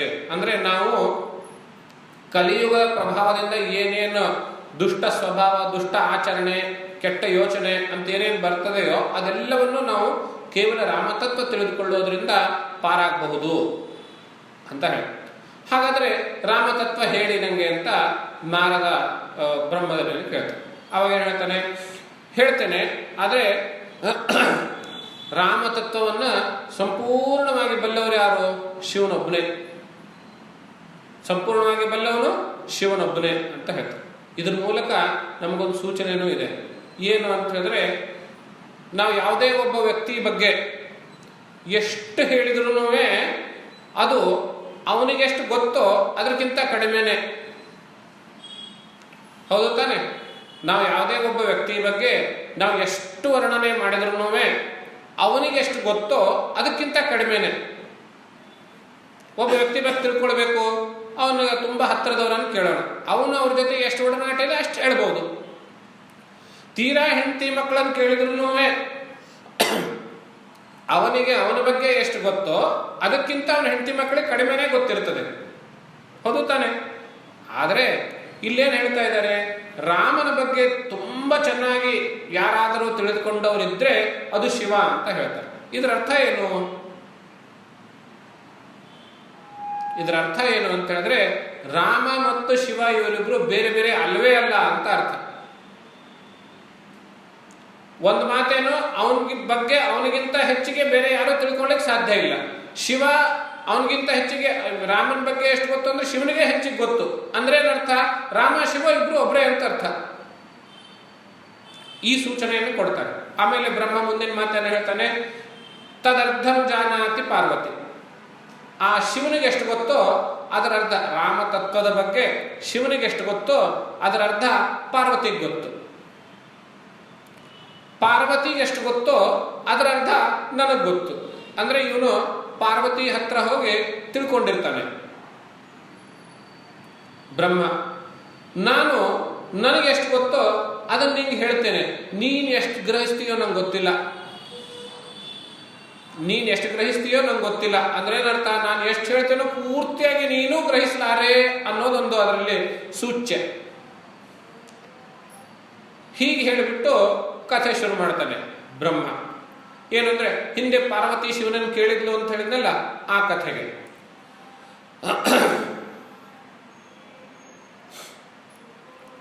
ಕೈಲಾಸಾಗ್ರೆ ಕದಾಚಿತ್ ದ್ರವಿಶತ ವಿಮಲೆ ಮಂದಿರೆ ರತ್ನಪೀಠೆ ಸಂವಿಷ್ಟಂ ಜ್ಞಾನನಿಷ್ಠಂ ತ್ರಿನಯನಮಭಯಂ ಸೇವಿತಂ ಸಿದ್ಧಸಂಗೈಃ ದೇವಿ ವಾಮಾಂಕ ಸಂಸ್ಥಾ ಗಿರಿವರತನಯ ಪಾರ್ವತಿ ಭಕ್ತಿನಮ್ರ ಪ್ರಾಹೇದಂ ದೇವಮೀಶಂ ಸಕಲಮಲಹರಂ ವಾಕ್ಯಮಾನಂದ ಕಂದಂ. ಕೈಲಾಸಾಗ್ರದಲ್ಲಿ, ಕೈಲಾಸ ಪರ್ವತದಲ್ಲಿ ಕದಾಚಿತ್ ಒಮ್ಮೆ ರಜತ ವಿಷದ ವಿಮಲೆ, ರಜತದಂತೆ ಬೆಳ್ಳಿಯಂತೆ ಆಗಿರುವಂತಹ ಆ ಪರ್ವತದಲ್ಲಿ, ಪರ್ವತದ ಮಂದಿರದಲ್ಲಿ ರತ್ನಪೀಠೆ ಸಂವಿಷ್ಠಂ, ಒಂದು ತನ್ನ ರತ್ನಾಸನದಲ್ಲಿ ಕುಳಿತಿರುವಂತಹ ಧ್ಯಾನನಿಷ್ಠಂ, ಧ್ಯಾನದಲ್ಲಿ ಮಗ್ನನಾಗಿರುವಂತಹ ತ್ರಿನಯನಂ, ಮೂರು ಕಣ್ಣುಳ್ಳವನು, ಸೇವಿತಂ ಸಿದ್ಧಸಂಗೈಹಿ, ಸಿದ್ಧಚಾರರು, ಸಿದ್ಧಗಣಗಳು, ನಂದಿ ಭೃಂಗಿ ಇವರೆಲ್ಲರೂ ಅವರಿಗೆ ಸೇವೆ ಮಾಡ್ತಾ ಇರುವಾಗ ದೇವಿ ವಾಮಾಂಕ ಸಂಸ್ಥಾ, ತನ್ನ ವಾಮಾಂಕ ಸಂಸ್ಥಾ ಎಡ ತೊಡೆಯ ಮೇಲೆ ಕುಳಿತಿರುವಂತಹ ದೇವಿ ಪಾರ್ವತಿ ಯಾರವಳು? ಗಿರಿವರತನಯ, ಪರ್ವತಗಳಲ್ಲಿ ಶ್ರೇಷ್ಠವಾಗಿರುವ ಪರ್ವತದ ಪುತ್ರಿ, ಅಂದ್ರೆ ಹಿಮಾಲಯದ ಪುತ್ರಿ ಪಾರ್ವತಿ. ಭಕ್ತಿ ನಮ್ರ, ಭಕ್ತಿಯಿಂದ ನಮ್ರಳಾಗಿ ಪ್ರಾಹ ಹೇಳಿದ್ಲು. ಏನು? ಇದಂ, ಈ ವಾಕ್ಯವನ್ನ. ಎಂದದ್ದು? ಮುಂಚೆ ಯಾವುದೇ ಆಗಲಿ ಪುರಾಣಗಳಲ್ಲಿ ತಾವು ನೋಡ್ತೀರಿ, ಏನೋ ಒಂದು ಕೇಳಬೇಕು ಅಂತ ಹೇಳಿದಾಗ ನೇರವಾಗಿ ಹೋಗಿ ವಿಷಯ ಪ್ರಸ್ತಾಪನೆ ಮಾಡೋದಿಲ್ಲ. ಭಗವಂತ ನನಗೆ ಈ ವಿಷಯ ಹೇಳು ಅಂತ ಹೇಳೋದಿಲ್ಲ. ನೀವು ಸತ್ಯನಾರಾಯಣ ಕಥೆನಲ್ಲೂ ಕೇಳ್ತೀರಿ. ನಾರದ ವೈಕುಂಠಕ್ಕೆ ಹೋಗಿ ಏನ್ ಮಾಡ್ತಾನೆ? ಮುಂಚೆ ಸ್ತೋತ್ರ ಮಾಡ್ತಾನೆ. ಬಹೇ ವೈಕುಂಠನೇ, 4 ಕೈಗಳಿಂದ ಯುಕ್ತನಾಗಿರುವಂಥವನೇ, 4 ಕೈಗಳಲ್ಲಿ ಶಂಖ ಚಕ್ರ ಗದ ವನ ಪದ್ಮಾಲಿ ಭೂಷಿದಂತಹ ಕಮಲಾಪತಿಯನ್ನು ಕಂಡು ಸ್ತೋತ್ರ ಮಾಡೋದು. ನಮೋ ವಾಂಗ್ ಮನಸಾತೀತಾಯ ಅಂತ, ನಿರ್ಗುಣಾಯ ಮಹಾತ್ಮನೆ ಅಂತೆಲ್ಲ ಸ್ತೋತ್ರ ಮಾಡೋದು. ಇದನ್ನು ನಾವು ಕಲಿಬೇಕು. ದೊಡ್ಡವ್ರ ಹತ್ರ ನಾವು ಹೋಗಿ ಏನಾದರೂ ಕೇಳಬೇಕು ಅಂತ ಹೇಳಿದ ತಕ್ಷಣ ನೇರವಾಗಿ ನಂಗೆ ಇದನ್ನು ಹೇಳಿ ಅಂತ ಟು ದಿ ಪಾಯಿಂಟ್ ಬರೋದಲ್ಲ. ಮುಂಚೆ ಅವ್ರಿಗೆ ಸ್ವಲ್ಪ ಗೌರವ ಸಮರ್ಪಣೆ, ಆಮೇಲೆ ಕುಶಲೋಪರಿ, ಆಮೇಲೆ ವಿಷಯ ಪ್ರಸ್ತಾಪ. ಇದನ್ನು ನಾವು ನಮ್ಮ ಆಫೀಸಲ್ಲಿ ಆಸ್ ಎ ಮ್ಯಾನೇಜ್ಮೆಂಟ್ ಟ್ಯಾಕ್ಟಿಕ್ಸ್, ಎಟಿಕೆಟ್ಸ್ ಅನ್ನೋ ಅರ್ಥದಲ್ಲಿಯೂ ಬಳಸಬಹುದು. ನೇರವಾಗಿ ವಿಷಯ ಪ್ರಸ್ತಾಪನೆ ಮಾಡಿದಾಗ ಅವರು ಯಾವ ಮೂಡಲ್ಲಿ ಇರ್ತಾರೋ ಗೊತ್ತಿಲ್ಲ. ಆದ್ರಿಂದ ಒಂದಿಷ್ಟು ಗೌರವ ಸಮರ್ಪಣೆ ಎಲ್ಲ ಹೇಳಿ ಆಮೇಲೆ ವಿಷಯ ಪ್ರಸ್ತಾಪನೆ ಮಾಡಿದಾಗ ಅವರು ನಮ್ಮ ವಿಷಯದ ಮಟ್ಟಿಗೆ ಬಂದಿರ್ತಾರೆ, ಆವಾಗ ಹೇಳಬಹುದು ಅಂತ. ಹಾಗೇನೆ ಪಾರ್ವತಿ ಈಶ್ವರನಿಗೆ ಸ್ತೋತ್ರ ಮಾಡೋದು, ವರ್ಣನೆ ಮಾಡೋದು ಅದೆಲ್ಲ ಮುಗಿತದೆ. ಮುಗಿದ ಮೇಲೆ ಪ್ರಶ್ನೆ ಕೇಳ್ತಾರೆ.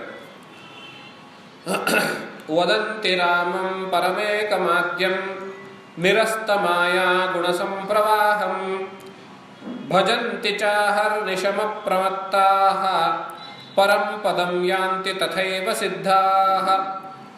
ವದಂತಿ ಕೇಚಿತ್ ಪರಮೋಪಿ ರಾಮಃ ಸ್ವವಿದ್ಯಯಾ ಸಂವೃತಮಾತ್ಮಸಂಜ್ಞಂ ಜಾನಾತಿ ನಾತ್ಮಾನಮತಃ ಪರೇಣ ಸಂಬೋಧಿತೋ ವೇದ ಪರಾತ್ಮತತ್ವಂ ಯದಿ ಸ್ಮ ಜಾನಾತಿ ಕುತೋ ವಿಲಾಪಃ ಸೀತಾಕೃತೇನೇನ ಕೃತಃ ಪರೇಣ ಜಾನಾತಿ ನೈವಂ ಯದಿ ಕೇನ ಸೇವ್ಯಃ ಸಮೋ ಹಿ ಸರ್ವೈರಪಿ ಜೀವಜಾತೈಃ ಅತ್ರೋತ್ತರಂ ಕಿಂ ವಿದಿತಂ ಭವದ್ಭಿಸ್ತದ್ಬ್ರೂತ ಮೇ ಸಂಶಯಭೇದಿ ವಾಕ್ಯಂ.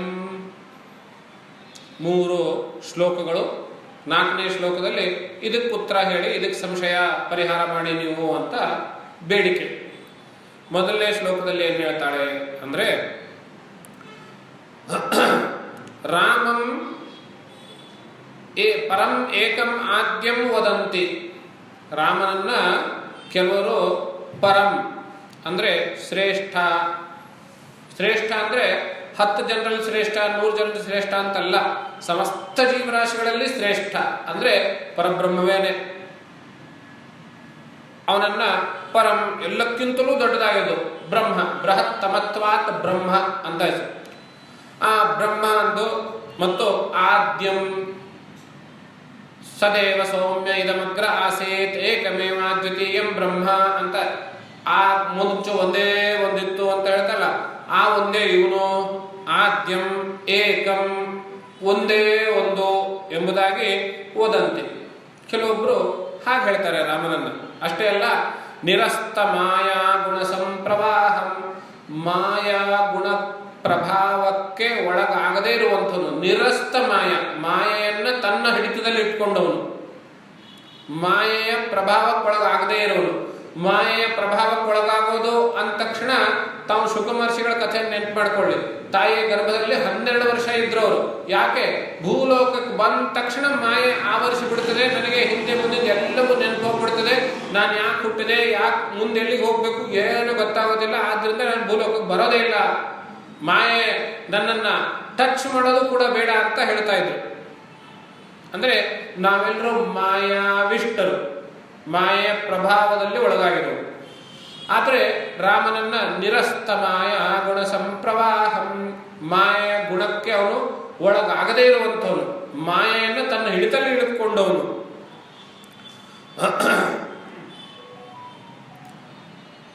ಎಂಬುದಾಗಿ ಕೆಲವರು ಹೇಳ್ತಾರೆ. ಅವನು ಪರಬ್ರಹ್ಮನೇ, ಆದ್ಯದಲ್ಲಿ ಒಬ್ಬನೇ ಒಂದಿತ್ತು ಅಂತ ಹೇಳ್ತದಲ್ಲ ಉಪನಿಷತ್ತು. ಅವನೇ ಏಕಮೇವ ದ್ವಿತೀಯಂ ಬ್ರಹ್ಮ, ಮಾಯೆಯನ್ನು ತನ್ನ ಹಿಡಿತದಲ್ಲಿ ಇಟ್ಕೊಂಡು ಮಾಯೆಯ ಪ್ರಭಾವಕ್ಕೊಳಗಾಗದೇ ಇರೋನು ಅಂತ ಕೆಲವೊಬ್ರು ಹೇಳ್ತಾರೆ. ಇನ್ ಕೆಲವೊಬ್ರು ಏನ್ ಹೇಳ್ತಾರೆ ಮುಂದಿನ ಶ್ಲೋಕದಲ್ಲಿ, ವದಂತಿ ಕೇಚಿತ್ ಪರಮೋಪಿ ರಾಮ, ರಾಮ ತುಂಬಾ ಶ್ರೇಷ್ಠನಾಗಿದ್ರೂ ಕೂಡ ಸ್ವಾವಿದ್ಯಯ ಸಂವೃತಮಾತ್ಮ ಸಂಜ್ಞಂ, ಅವನು ಸ್ವ ಅವಿದ್ಯೆಯ ತನ್ನ ಅವಿದ್ಯೆಯಿಂದ ಆತ್ಮ ಸಂಜ್ಞಂ ತನ್ನನ್ನು ತಾನು ಮರೆತು ಬಿಟ್ಟು ಪರೇಣ ಸಂಬೋಧಿತೋ ವೇದ ಪರಾತ್ಮ ತತ್ವ, ಇನ್ನೊಬ್ಬರಿಂದ ಉಪದೇಶ ಮಾಡಿಸಿಕೊಂಡು ಆಮೇಲೆ ಜ್ಞಾನವನ್ನ ಆತ್ಮತತ್ವವನ್ನು ತಿಳಿದುಕೊಂಡ ಎಂಬುದಾಗಿ ಹೇಳ್ತಾರೆ. ಇನ್ನೊಬ್ಬರಿಂದ ಅಂದ್ರೆ ಯಾರಿಂದ? ವಸಿಷ್ಠರಿಂದ. ರಾಮನಿಗೆ 16 ವಯಸ್ಸಾಗಿರುವಾಗ ವಸಿಷ್ಠರು ಅವನಿಗೆ ಉಪದೇಶ ಮಾಡ್ತಾರೆ. ಅದು ಯೋಗ ವಾಸಿಷ್ಠ ಅಂತ ಗ್ರಂಥದಿಂದ ಪ್ರಸಿದ್ಧವಾಗಿದೆ. ರಾಮನಿಗೆ ಉಪದೇಶ, ವಸಿಷ್ಠರು ರಾಮನಿಗೆ ಉಪದೇಶ ಮಾಡಿರುವಂತಹದ್ದು ತುಂಬಾ ದೊಡ್ಡ ಗ್ರಂಥ. ಅದು ಅದ್ವೈತಮಯ. ಆ ಗ್ರಂಥದ ಆ ವಸಿಷ್ಠರು ಉಪದೇಶದ ನಂತರ ಅವನು ಹಾಗೇನೆ ಎಲ್ಲ ತಾನು ಭಗವಂತ ಅಥವಾ ತಾನು ಶ್ರೇಷ್ಠ ಎಂಬುದಾಗಿ ತಿಳಿದುಕೊಂಡ್ರು ಎಂಬುದಾಗಿ ಕೆಲವರು ಹೇಳ್ತಾರೆ. ಅಂದ್ರೆ ರಾಮನ ಬಗ್ಗೆ 2 ತೀರ ವಿರುದ್ಧವಾದ ಅಭಿಪ್ರಾಯಗಳು. ಅವನು ಮುಂಚಿನಿಂದಲೂ ಈ ಸೀತೆಯ ಪಾರ್ವತಿಯ ಈ ಶ್ಲೋಕಗಳನ್ನ ನಾನು ಸರಳ ಭಾಷೆಯಲ್ಲಿ ಅನುವಾದ ಮಾಡೋದು ಅಂತಾದ್ರೆ, ಮೊದಲನೇ ಶ್ಲೋಕದಲ್ಲಿ ಹೇಳ್ತಾರೆ ರಾಮ ಮುಂಚಿನಿಂದಲೂ ಭಗವಂತನೇ, ಇವೆಲ್ಲ ಅದನ್ನ ಅವನ ಸುಮ್ಮನೆ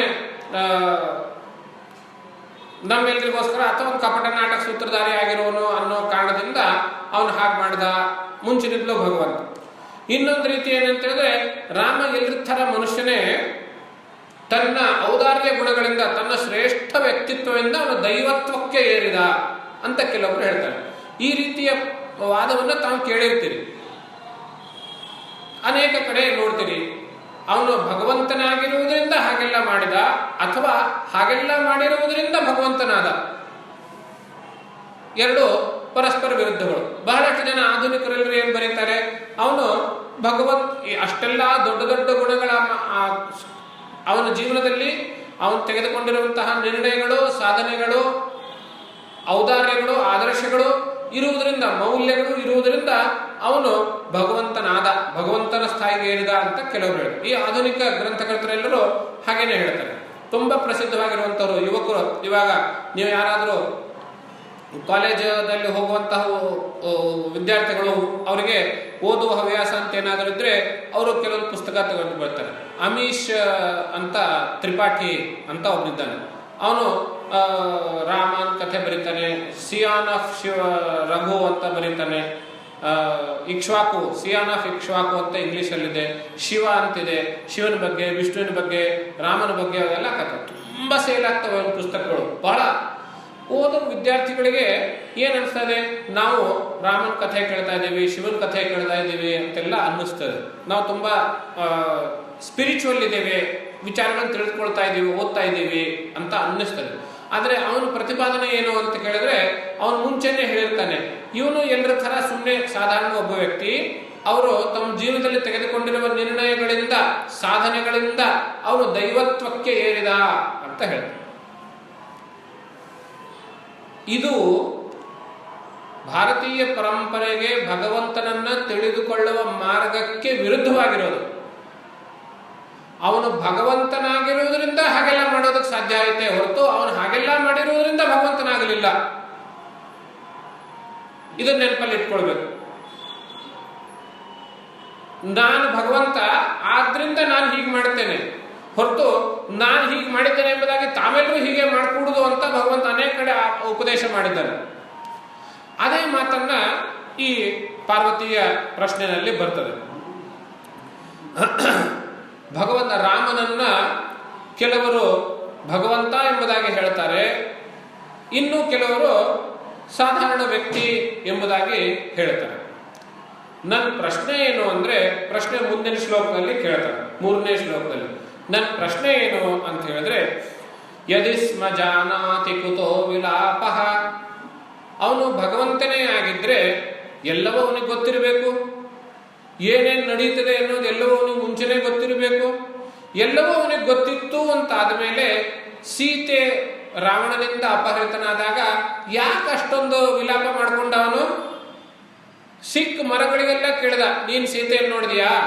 ಸಿಕ್ಕ ಪ್ರಾಣಿಗಳಿಗೆಲ್ಲ ಕೇಳ್ದ, ನೀನ್ ಸೀತೆಯನ್ನು ನೋಡಿದ್ಯಾ? ಹಲುಬಿದ. ನಾವು ಹೆಂಡತಿಯನ್ನು ಕಳ್ಕೊಂಡಾಗ ಹಾಗೆ ಹಲುಬ್ತೀವೋ ಸಾಧಾರಣ ಹುಲುಮಾನವರು, ರಾಮನು ಹಾಗೆ ಹಲುಬಿದ. ಯಾರಿಗೋಸ್ಕರ? ಹೆಂಡತಿಗೋಸ್ಕರ. ಭಗವಂತನು ಹಾಗೆ ಮಾಡೋದಕ್ಕೆ ಸಾಧ್ಯ ಏನು? ಯಾಕೆ ಅವನು ಹಾಗೆ ಹಲುಬಿದ, ವಿಲಾಪ ಯಾಕೆ ಮಾಡ್ದ? ಒಂದು. ಅಥವಾ ಜಾನಾತಿ ನೈವಂ ಯದಿಕೇನ ಸೇವ್ಯ, ಒಂದು ವೇಳೆ ಅವನು ಸುಮ್ಮನೆ ದೇವರಲ್ಲ, ಎಲ್ಲರ ಥರ ಮಾನವ ಅಂತಾನೆ ನೀವು ಹೇಳೋದಾದ್ರೆ, ಹಾಗಾದ್ರೆ ಅವನು ನಮ್ಮೆಲ್ಲರ ಥರನೇ ಇದ್ದಾನೆ, ನಾವ್ಯಾಕೆ ಅವನಿಗೆ ಪೂಜೆ ಮಾಡಬೇಕು? ಪ್ರಶ್ನೆ ಗೊತ್ತಾಯ್ತಾ? ಪಾರ್ವತಿ ಕೇಳಿದ್ದು. ಅವನು ಭಗವಂತನು ಅಂತ ಕೆಲವೊಬ್ರು ಹೇಳ್ತಾರೆ, ಸಾಧಾರಣ ಮನುಷ್ಯನು ಅಂತಲೂ ಕೆಲವೊಬ್ರು ಹೇಳ್ತಾರೆ. ಭಗವಂತನಾಗಿದ್ರೆ ಹೆಂಡತಿನ ಕಳ್ಕೊಂಡು ಯಾಕಷ್ಟು ದುಃಖ ಪಟ್ಟ? ಸಾಧಾರಣ ಮನುಷ್ಯನಾಗಿದ್ರೆ ಯಾಕೆ ನಾವು ಅವನನ್ನು ಪೂಜೆ ಮಾಡಬೇಕು? ನಮ್ಮ ಥರನೇ ಅವನು, ಯಾಕೆ ಪೂಜೆ ಮಾಡಬೇಕು ಅನ್ನೋದು ಪ್ರಶ್ನೆ. ತಾವು ಗಮನದಲ್ಲಿಟ್ಕೊಳ್ಳಿ, ಸ್ವಲ್ಪ ದಿವಸ ಹಿಂದೆ ಕೇರಳ ಸ್ಟೋರಿ ಅಂತ ಒಂದು ಸಿನಿಮಾ ಬಂತು, ತುಂಬಾ ಪ್ರಸಿದ್ಧವಾಯಿತು, ಅದ್ರ ಬಗ್ಗೆ ಸಾಕಷ್ಟು ಚರ್ಚೆಗಳು ನಡೆದವು. ಆ ಸಿನಿಮಾದಲ್ಲಿ ಹಿಂದೂ ಧರ್ಮವನ್ನ ಅವಹೇಳನ ಮಾಡೋದಕ್ಕೆ ಇದೇ ಪ್ರಶ್ನೆಯನ್ನು ಬಳಸ್ತಾರೆ. ಅಂದ್ರೆ ಏನರ್ಥ? ಅಲ್ಲಿ ಒಂದು ಹಾಸ್ಟೆಲಲ್ಲಿ 4 ಜನ ಹುಡುಗಿಯರು ಒಟ್ಟಿಗೆ ಇರ್ತಾರೆ. ಒಬ್ಳು ಅದರಲ್ಲಿ ಹಿಂದೂಯೇತರ ಒಬ್ಳು ಇರ್ತಾಳೆ. ಅವಳು ಹಿಂದೂ ಧರ್ಮವನ್ನ ಹೇಗೆ ಹೀನವಾಗಿ ತೋರಿಸ್ಬೇಕು ಅನ್ನೋದನ್ನ ಪ್ರಯತ್ನ ಪಡ್ತಿರ್ತಾಳೆ. ಅವಳೇನ್ ಹೇಳ್ತಾಳೆ, ಏನ್ ನೀವು ಎಲ್ಲ ಹಿಂದೂಗಳು ವಿಚಿತ್ರವಾಗಿದ್ದೀರಿ, ರಾಮನನ್ನು ದೇವರು ಅಂತ ಹೇಳ್ತೀರಿ, ತನ್ನ ಹೆಂಡತಿನೇ ರಕ್ಷಣೆ ಮಾಡ್ಕೊಲಿಕ್ಕೆ ಆಗ್ಲಾರ್ದೆ ಇರೋವನು ಅವನೆಂಥ ದೇವರು? ಯಾರೋ ಒಬ್ಬನು ಅವನ ಹೆಂಡತಿನ ಕಿಡ್ನಾಪ್ ಮಾಡಿದ್ರೆ ತಾನೊಬ್ಬನೇ ಹೋಗಿ ಬಿಡಿಸ್ಕೊಂಡು ಬರ್ಬೇಕು ತಾನೆ? ಅವನ ದೇವರಾಗಿದ್ರೆ ಹೋಗಿ ಇಷ್ಟೊಂದು ಜನ ವಾನರ ಕೋತಿಗಳ ಹೆಲ್ಪ್ ಕೇಳ್ತಾನಲ್ಲ, ಅವನೆಂಥ ದೇವರು ಅಂತ ಪ್ರಶ್ನೆ ಮಾಡ್ತಾನೆ.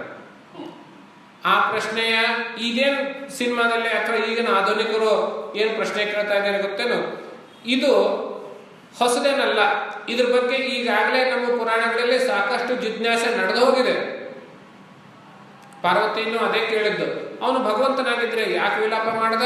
ಅವನು ಸಾಧಾರಣ ಮನುಷ್ಯನಾಗಿದ್ರೆ ನಾವು ಯಾಕೆ ಅವನನ್ನು ಪೂಜೆ ಮಾಡಬೇಕು?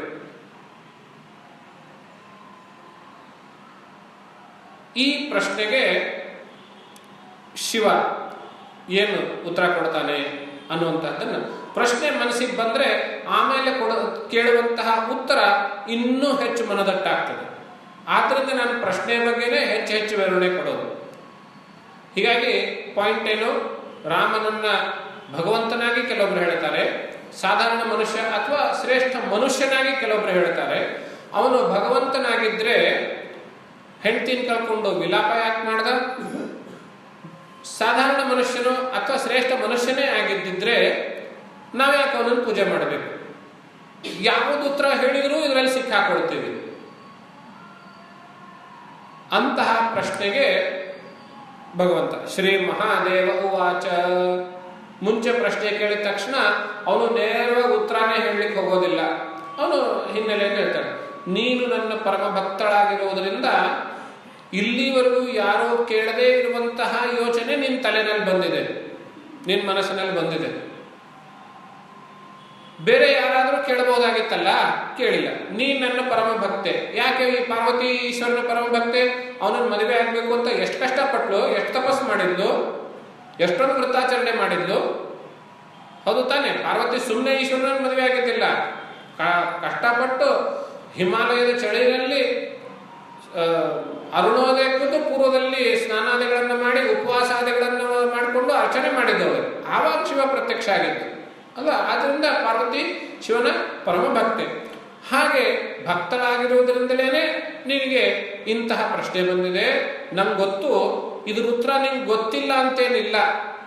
ಜಗತ್ತಿಗೆ ಅನುಗ್ರಹ ಆಗಬೇಕು ಅನ್ನೋ ಕಾರಣದಿಂದ ನೀ ಈ ಪ್ರಶ್ನೆ ಕೇಳಿದೀಯ. ನೋಡಿ, ಪಾರ್ವತಿ ಪರಮೇಶ್ವರ ಕಾಳಿದಾಸ ಏನ್ ಹೇಳ್ತಾನೆ, ಜಗತಃ ಪಿತರವು ಒಂದೇ ಪಾರ್ವತಿ ಪರಮೇಶ್ವರರು. ಇಡೀ ಜಗತ್ತಿಗೆ ತಾಯಿ ತಂದೆಯರು ಪಾರ್ವತಿ ಪರಮೇಶ್ವರರು. ಅಂದ್ರೆ ಅವರಿಬ್ರು ಸತಿಪತಿಯರು ಹೇಗಿದ್ದಾರೆ ಅಂತ ಹೇಳಿದ್ರೆ, ಒಬ್ರು ಮನಸ್ಸು ಇನ್ನೊಬ್ರಿಗೆ ಗೊತ್ತು. ಶಿವ ಪಾರ್ವತಿ ಏನ್ ಕೇಳ್ತಾಳೆ, ನಿನಗೆ ನೀನು ಸನಾತನನ ಬಗ್ಗೆ ಹೇಳಬೇಕು ಅಂದ್ರೆ ನೀನೇ ಸನಾತನನಾಗಿದ್ದೀಯ, ಆದ್ರಿಂದ ನೀನ್ ಕೇಳ್ತಾ ಇದ್ದೇನೆ ಅಂತ ಹೇಳಿದಾಗ ಈಶ್ವರ ಏನ್ ಹೇಳ್ತಾನೆ, ನಿನಗಿದ್ರ ಉತ್ತರ ಗೊತ್ತಿಲ್ಲ ಅಂತೇನಿಲ್ಲ, ಗೊತ್ತು. ಲೋಕ ಕಲ್ಯಾಣಕ್ಕೋಸ್ಕರ ಜನರಿಗೆ ಗೊತ್ತಾಗ್ಲಿ ಅನ್ನೋ ಕಾರಣದಿಂದ ನೀ ಈ ಪ್ರಶ್ನೆ ಕೇಳಿದೀಯ. ನೀನ್ ಪ್ರಶ್ನೆ ಕೇಳಿರೋದ್ರಿಂದ ನಾನು ಉತ್ತರ ಹೇಳಬೇಕು, ಹೇಳ್ತೇನೆ ಅಂತ.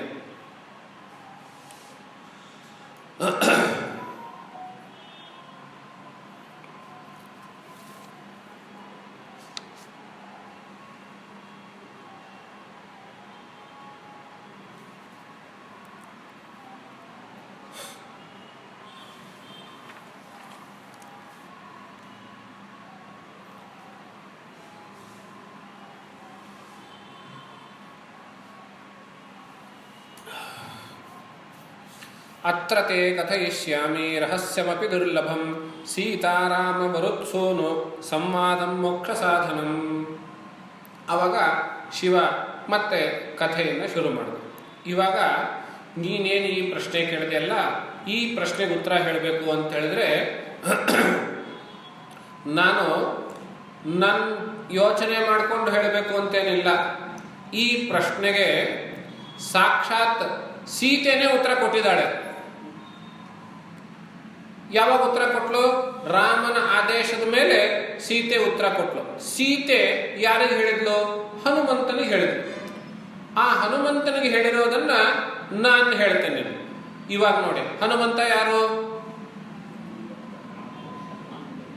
ಈಶ್ವರನ ಅವತಾರ ತಾನೆ. ಸೀತೆ ಹನುಮಂತನ ಸಂವಾದದಲ್ಲಿ ಸೀತೆನೇ ಹನುಮಂತನಿಗೆ ಹೇಳ್ತಾಳೆ ಅಂದ್ರೆ ಈಶ್ವರನಿಗೆ ಗೊತ್ತಾಗಿರುತ್ತೆ. ನೋಡಿ, ಪುರಾಣದ ಪಾತ್ರಗಳು ಹೇಗೆ ಒಂದಕ್ಕೊಂದು ಒಂದರಲ್ಲಿ ಇನ್ನೊಂದು ಕೂಡಿರ್ತವೆ. ಆದ್ರಿಂದ ಸೀತೆ ರಾಮನ ಆದೇಶದ ಮೇಲೆಗೆ ಹನುಮಂತನ ಕುರಿತು ಅಥವಾ ಹನುಮಂತನನ್ನು ಉದ್ದೇಶಿಸಿ ಏನೇನು ಹೇಳಿದ್ಲೋ ಅದನ್ನೆಲ್ಲ ನಾನು ಹೇಳ್ತೇನೆ ಅಂತ ಶುರು ಮಾಡ್ತಾನೆ ಶಿವ. ಪುರಾ ರಾಮಾಯಣೆ ರಾಮೋ ರಾವಣಂ ದೇವಕಂಟಕಂ ಹತ್ವಾರಣೆ ರಣಶ್ಲಾಗಿ ಸಪುತ್ರ ಬಲವಾಹನಂ. ಹಿಂದೆ ದೇವಕಂಟಕನಾಗಿರುವಂತಹ ರಾವಣನನ್ನ ಸಪುತ್ರನಾಗಿ, ಅಂದ್ರೆ ಇವನನ್ನು ಹೊಡೆದ ತಕ್ಷಣ ಇವನು ಕುರಿತು ರಿವೆಂಜ್ ತಕ್ಕೊಳ್ಬೇಕು ಅಂತ ಹೇಳಿ ನೆಕ್ಸ್ಟ್ ಯಾರು ಉಳಿಬಾರದು. ಹಾಗಾಗಿ ಅವನ ಮಗನನ್ನು ಸೇರಿಸ್ಬಿಟ್ಟು ಸಪುತ್ರನಾಗಿ ಆ ದೇವಕಂಟಕನನ್ನ ಸಂಹಾರ ಮಾಡಿ ಸೀತೆ ಲಕ್ಷ್ಮಣನ ಜೊತೆಗೆ, ಸುಗ್ರೀವರ ಜೊತೆಗೆ ಮತ್ತು ಹನುಮಂತನ ಜೊತೆಗೆ ಪುಷ್ಪಕ ವಿಮಾನದಲ್ಲಿ ವಾಪಸ್ ಅಯೋಧ್ಯೆಗೆ ಬಂದು ಪಟ್ಟಾಭಿಷಿಕ್ತನಾಗಿ ಅಯೋಧ್ಯೆಯಲ್ಲಿ ರಾಮರಾಜ್ಯವನ್ನ ಸ್ಥಾಪನೆ ಮಾಡಿ ಅಭಿಷಿಕ್ತನಾಗಿ ಸಿಂಹಾಸನದ ಮೇಲೆ ಕುಳಿತುಕೊಂಡು ವಸಿಷ್ಠಾದಿಗಳಿಂದ ಮಂತ್ರಘೋಷದ ಪೂರ್ವಕವಾಗಿ ಸಿಂಹಾಸನೆ ಸಮಾಸೀನ ಕೋಟಿ ಸೂರ್ಯ ಸಮಪ್ರಭಾ, ಕೋಟಿ ಸೂರ್ಯನಂತೆ ವಿರಾಜಮಾನವಾಗಿರುವಾಗ ದೃಷ್ಟ್ವಾ ತದಾ ಹನುಮಂತಂ ಪ್ರಾಂಜಲಿಂ ಪುರತಸ್ಥಿತಂ, ಮುಂದೆ ಹನುಮಂತ ಎರಡೂ ಕೈಗಳನ್ನು ಜೋಡಿಸಿಕೊಂಡು ರಾಮನ ಎದುರುಗಡೆ ರಾಮಭಕ್ತ ಕುಳಿತಿದ್ದಾನೆ. ಅವನನ್ನು ನೋಡಿಬಿಟ್ಟು ಕೃತಕಾರ್ಯಂ ನಿರಾಕಾಂಕ್ಷಂ ಜ್ಞಾನಾಪೇಕ್ಷಂ ಮಹಾಮತಿಂ, ಈ ಹನುಮಂತ ನನ್ನ ಪರಮಭಕ್ತ, ಅವನಿಗೆ ಅವನ ಮನಸ್ಸಲ್ಲಿ ಏನಿದೆ ಅಂತ ಹೇಳಿದ್ರೆ, ರಾಮ ಪಾಪ ಹೆಂಡತಿನ ಕಳ್ಕೊಂಡು ಎಲ್ಲೋ ಅಡ್ಡಾಡ್ತಾ ಇದ್ದ, ನನ್ ಸಿಕ್ಕ, ನಾನು ಅವನ ಗುಣದಿಂದ ಪ್ರಭಾವಿತನಾದೆ, ಅವನಿಗೆ ನನ್ನ ರಾಜ ಸುಗ್ರೀವನ ಜೊತೆ ಪರಿಚಯ ಮಾಡಿಸಿದೆ, ಅವರಿಬ್ರು ಮಾತಾಡಿಕೊಂಡು ಸುಗ್ರೀವನ ಸೈನ್ಯ ರಾಮನ ಹೆಂಡತಿಯ ಹುಡುಕಾಟಕ್ಕೆ ಹೊರಟು, ನಾನು ಹೊರಟೆ, ನಾನು ಹುಡ್ಕೊಂಡು ಬಂದೆ, ಸಮುದ್ರ ದಾಟಿ ಅಲ್ಲಿರೋ ಸ್ಥಿತಿಯನ್ನೆಲ್ಲ ನೋಡ್ಕೊಂಡು ಬಂದೆ, ರಾವಣ ಎಷ್ಟು ಬಲಶಾಲಿ ಎಂಬುದಾಗಿ ಸ್ಟ್ರಾಟಜಿಕ್ ಆಗಿ ಏನೇನು ತಿಳ್ಕೊಳ್ಬೇಕು ಅದನ್ನೆಲ್ಲ ತಿಳ್ಕೊಂಡು ಬಂದೆ. ಆಮೇಲೆ ಅದಕ್ಕೆ ತಕ್ಕಂತೆ ನಾವು ಯುದ್ಧ ರಚನೆ ಮಾಡಿ, ವ್ಯೂಹ ರಚನೆ ಎಲ್ಲ ಮಾಡಿ, ಸಮುದ್ರಕ್ಕೆ ಸೇತುವೆಯನ್ನು ಕಟ್ಟಿ, ನನ್ನ ನೇತೃತ್ವದಲ್ಲಿಯೇನೆ ಸೇತುವೆಯನ್ನು ಕಟ್ಟಿ ಲಂಕೆಗೆ ಆಕ್ರಮಣ ಮಾಡಿ, ಆ ದುಷ್ಟನಾದ ಯಾರೋ ರಾಮನ ಹೆಂಡತಿಯನ್ನ ಅಪಹರಣ ಮಾಡ್ಕೊಂಡು ಹೋಗಿದ್ನೋ ಅವನನ್ನ ಸಂಹಾರ ಮಾಡಿದ್ವಿ ನಾವೆಲ್ಲರೂ ಕೂಡಿ, ಆಮೇಲೆ ಸೀತೆಯನ್ನು ಕರ್ಕೊಂಡು ಬಂದ್ವಿ ಎಂಬುದಾಗಿ ಹನುಮಂತನ ತಲೆಯಲ್ಲಿದೆ. ಈ ಕೆಲಸದಲ್ಲಿ ನಾನೇ ಮೂಲ ಕಾರಣ, ಅಹಂಕಾರ ಅಂತೇನಲ್ಲ, ಅವನ ಮನಸ್ಸಲ್ಲೇ ಆಗಿದೆ. ನಾನು ಮುಂಚೆ ಭೇಟಿ ಆಗದೆ ಇದ್ದಿದ್ರೆ ಸುಗ್ರೀವನು ಸಿಗ್ತಿರ್ಲಿಲ್ಲ, ಸೈನ್ಯನೂ ಸಿಗ್ತಿರ್ಲಿಲ್ಲ, ಸಮುದ್ರ ದಾಟಿ ಸೀತೆಯನ್ನು ಹುಡ್ಕೊಂಡು ಬರ್ತಿರ್ಲಿಲ್ಲ, ಸೇತುವನ್ನು ಕಟ್ಟಲಿಕ್ಕೆ ಆಗ್ತಾ ಇರಲಿಲ್ಲ, ವಾನರ ಸೈನ್ಯ ಇಲ್ಲದೆ ಇದ್ರೆ ಯುದ್ಧನೂ ಆಗ್ತಾ ಇರಲಿಲ್ಲ, ಬಿಡಿಸ್ಕೊಂಡು ಬರ್ತಾ ಇರಲಿಲ್ಲ. ಹೀಗೆಲ್ಲ ಅವನ ಮನಸ್ಸಿನಲ್ಲಿ ಇದೆ. ಒಬ್ಬ ಗೆಳೆಯನಾಗಿ ರಾಮನಿಗೆ ಪರಮ ಮಿತ್ರನಾಗಿ ಸಹಾಯ ಮಾಡಿದೆ ಅನ್ನುವಂತಹ ಗೆಳೆಯ.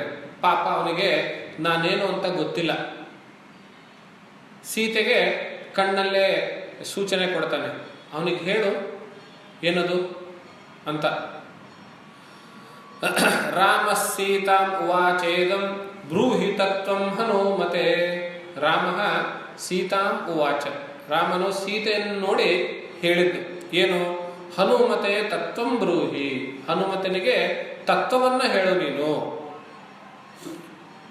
ನಿಷ್ಕಲ್ಮಶೋಯಂ ಜ್ಞಾನಸ್ಯ ಪಾತ್ರಂ ನೌ ನಿತ್ಯ ಭಕ್ತಿವಾನ್, ಅವನು ಅತ್ಯಂತ ನಿಷ್ಕಲ್ಮಶನಾಗಿದ್ದಾನೆ. ಅವನಿಗೆ ಏನ್ ಗೊತ್ತಿಲ್ಲ, ಪಾಪ ಹೆಂಡತಿನ ಕಳ್ಕೊಂಡು ಓಡಾಡ್ತಾ ಇದ್ದಾನೆ ಅನ್ನೋ ಒಂದೇ ಕಾರಣಕ್ಕೆ ಅವನು ನನ್ಗೆ ಸಹಾಯ ಮಾಡ್ಲಿಕ್ಕೆ ಬಂದ, ಮತ್ತು ಅಷ್ಟೇ ಶ್ರದ್ಧೆಯಿಂದ ಸಹಾಯ ಮಾಡ್ದ, ಬೇರೆ ಏನು ಯೋಚನೆ ಮಾಡಲಿಲ್ಲ. ಅವನು ಬಹಳ ನಿಷ್ಕಲ್ಮಶವಾಗಿ ನನ್ನ ಸೇವೆನೂ ಮಾಡ್ದ. ಆದ್ರಿಂದ ನನ್ನ ತತ್ವಜ್ಞಾನವನ್ನು ತಿಳಿದುಕೊಳ್ಳೋದಕ್ಕೆ ಅವನು ಯೋಗ್ಯನಾಗಿದ್ದಾನೆ, ಅವನು ಅಧಿಕಾರಿಯಾಗಿದ್ದಾನೆ. ಹಾಗೆ ಅಂತಹ ಪರಮಭಕ್ತನಾಗಿರುವಂತಹ ನಿಷ್ಕಲ್ಮಶನಾಗಿರುವಂತಹ ಆ ಹನುಮಂತನಿಗೆ ನನ್ನ ಭಕ್ತಿ, ನನ್ನ ತತ್ವಜ್ಞಾನವನ್ನ ಹೇಳುವಂತ ಕೇವಲ ಕಣ್ಸನ್ನೆಯಿಂದಲೇ ಸೀತಾಮಾತೆಗೆ ರಾಮ ಆದೇಶ ಕೊಡ್ತಾನೆ. ತಥೇತಿ, ಸೀತೆ ಆಗಲಿ ಅಂತ, ತಥಾ ಓಂ ತಥಾ ಅಂತ ಹೇಳಿದ್ರೆ ಹಾಗೆ ಆಗಲಿ. ತಥೇತಿ ಜಾನಕಿ ಪ್ರಾಹ ತತ್ವಂ ರಾಮಸ್ಯ ನಿಶ್ಚಿತಂ ಹನುಮತೆ ಪ್ರಸನ್ನಾಯ ಸೀತಾ ಲೋಕ ವಿಮೋಹಿನಿ.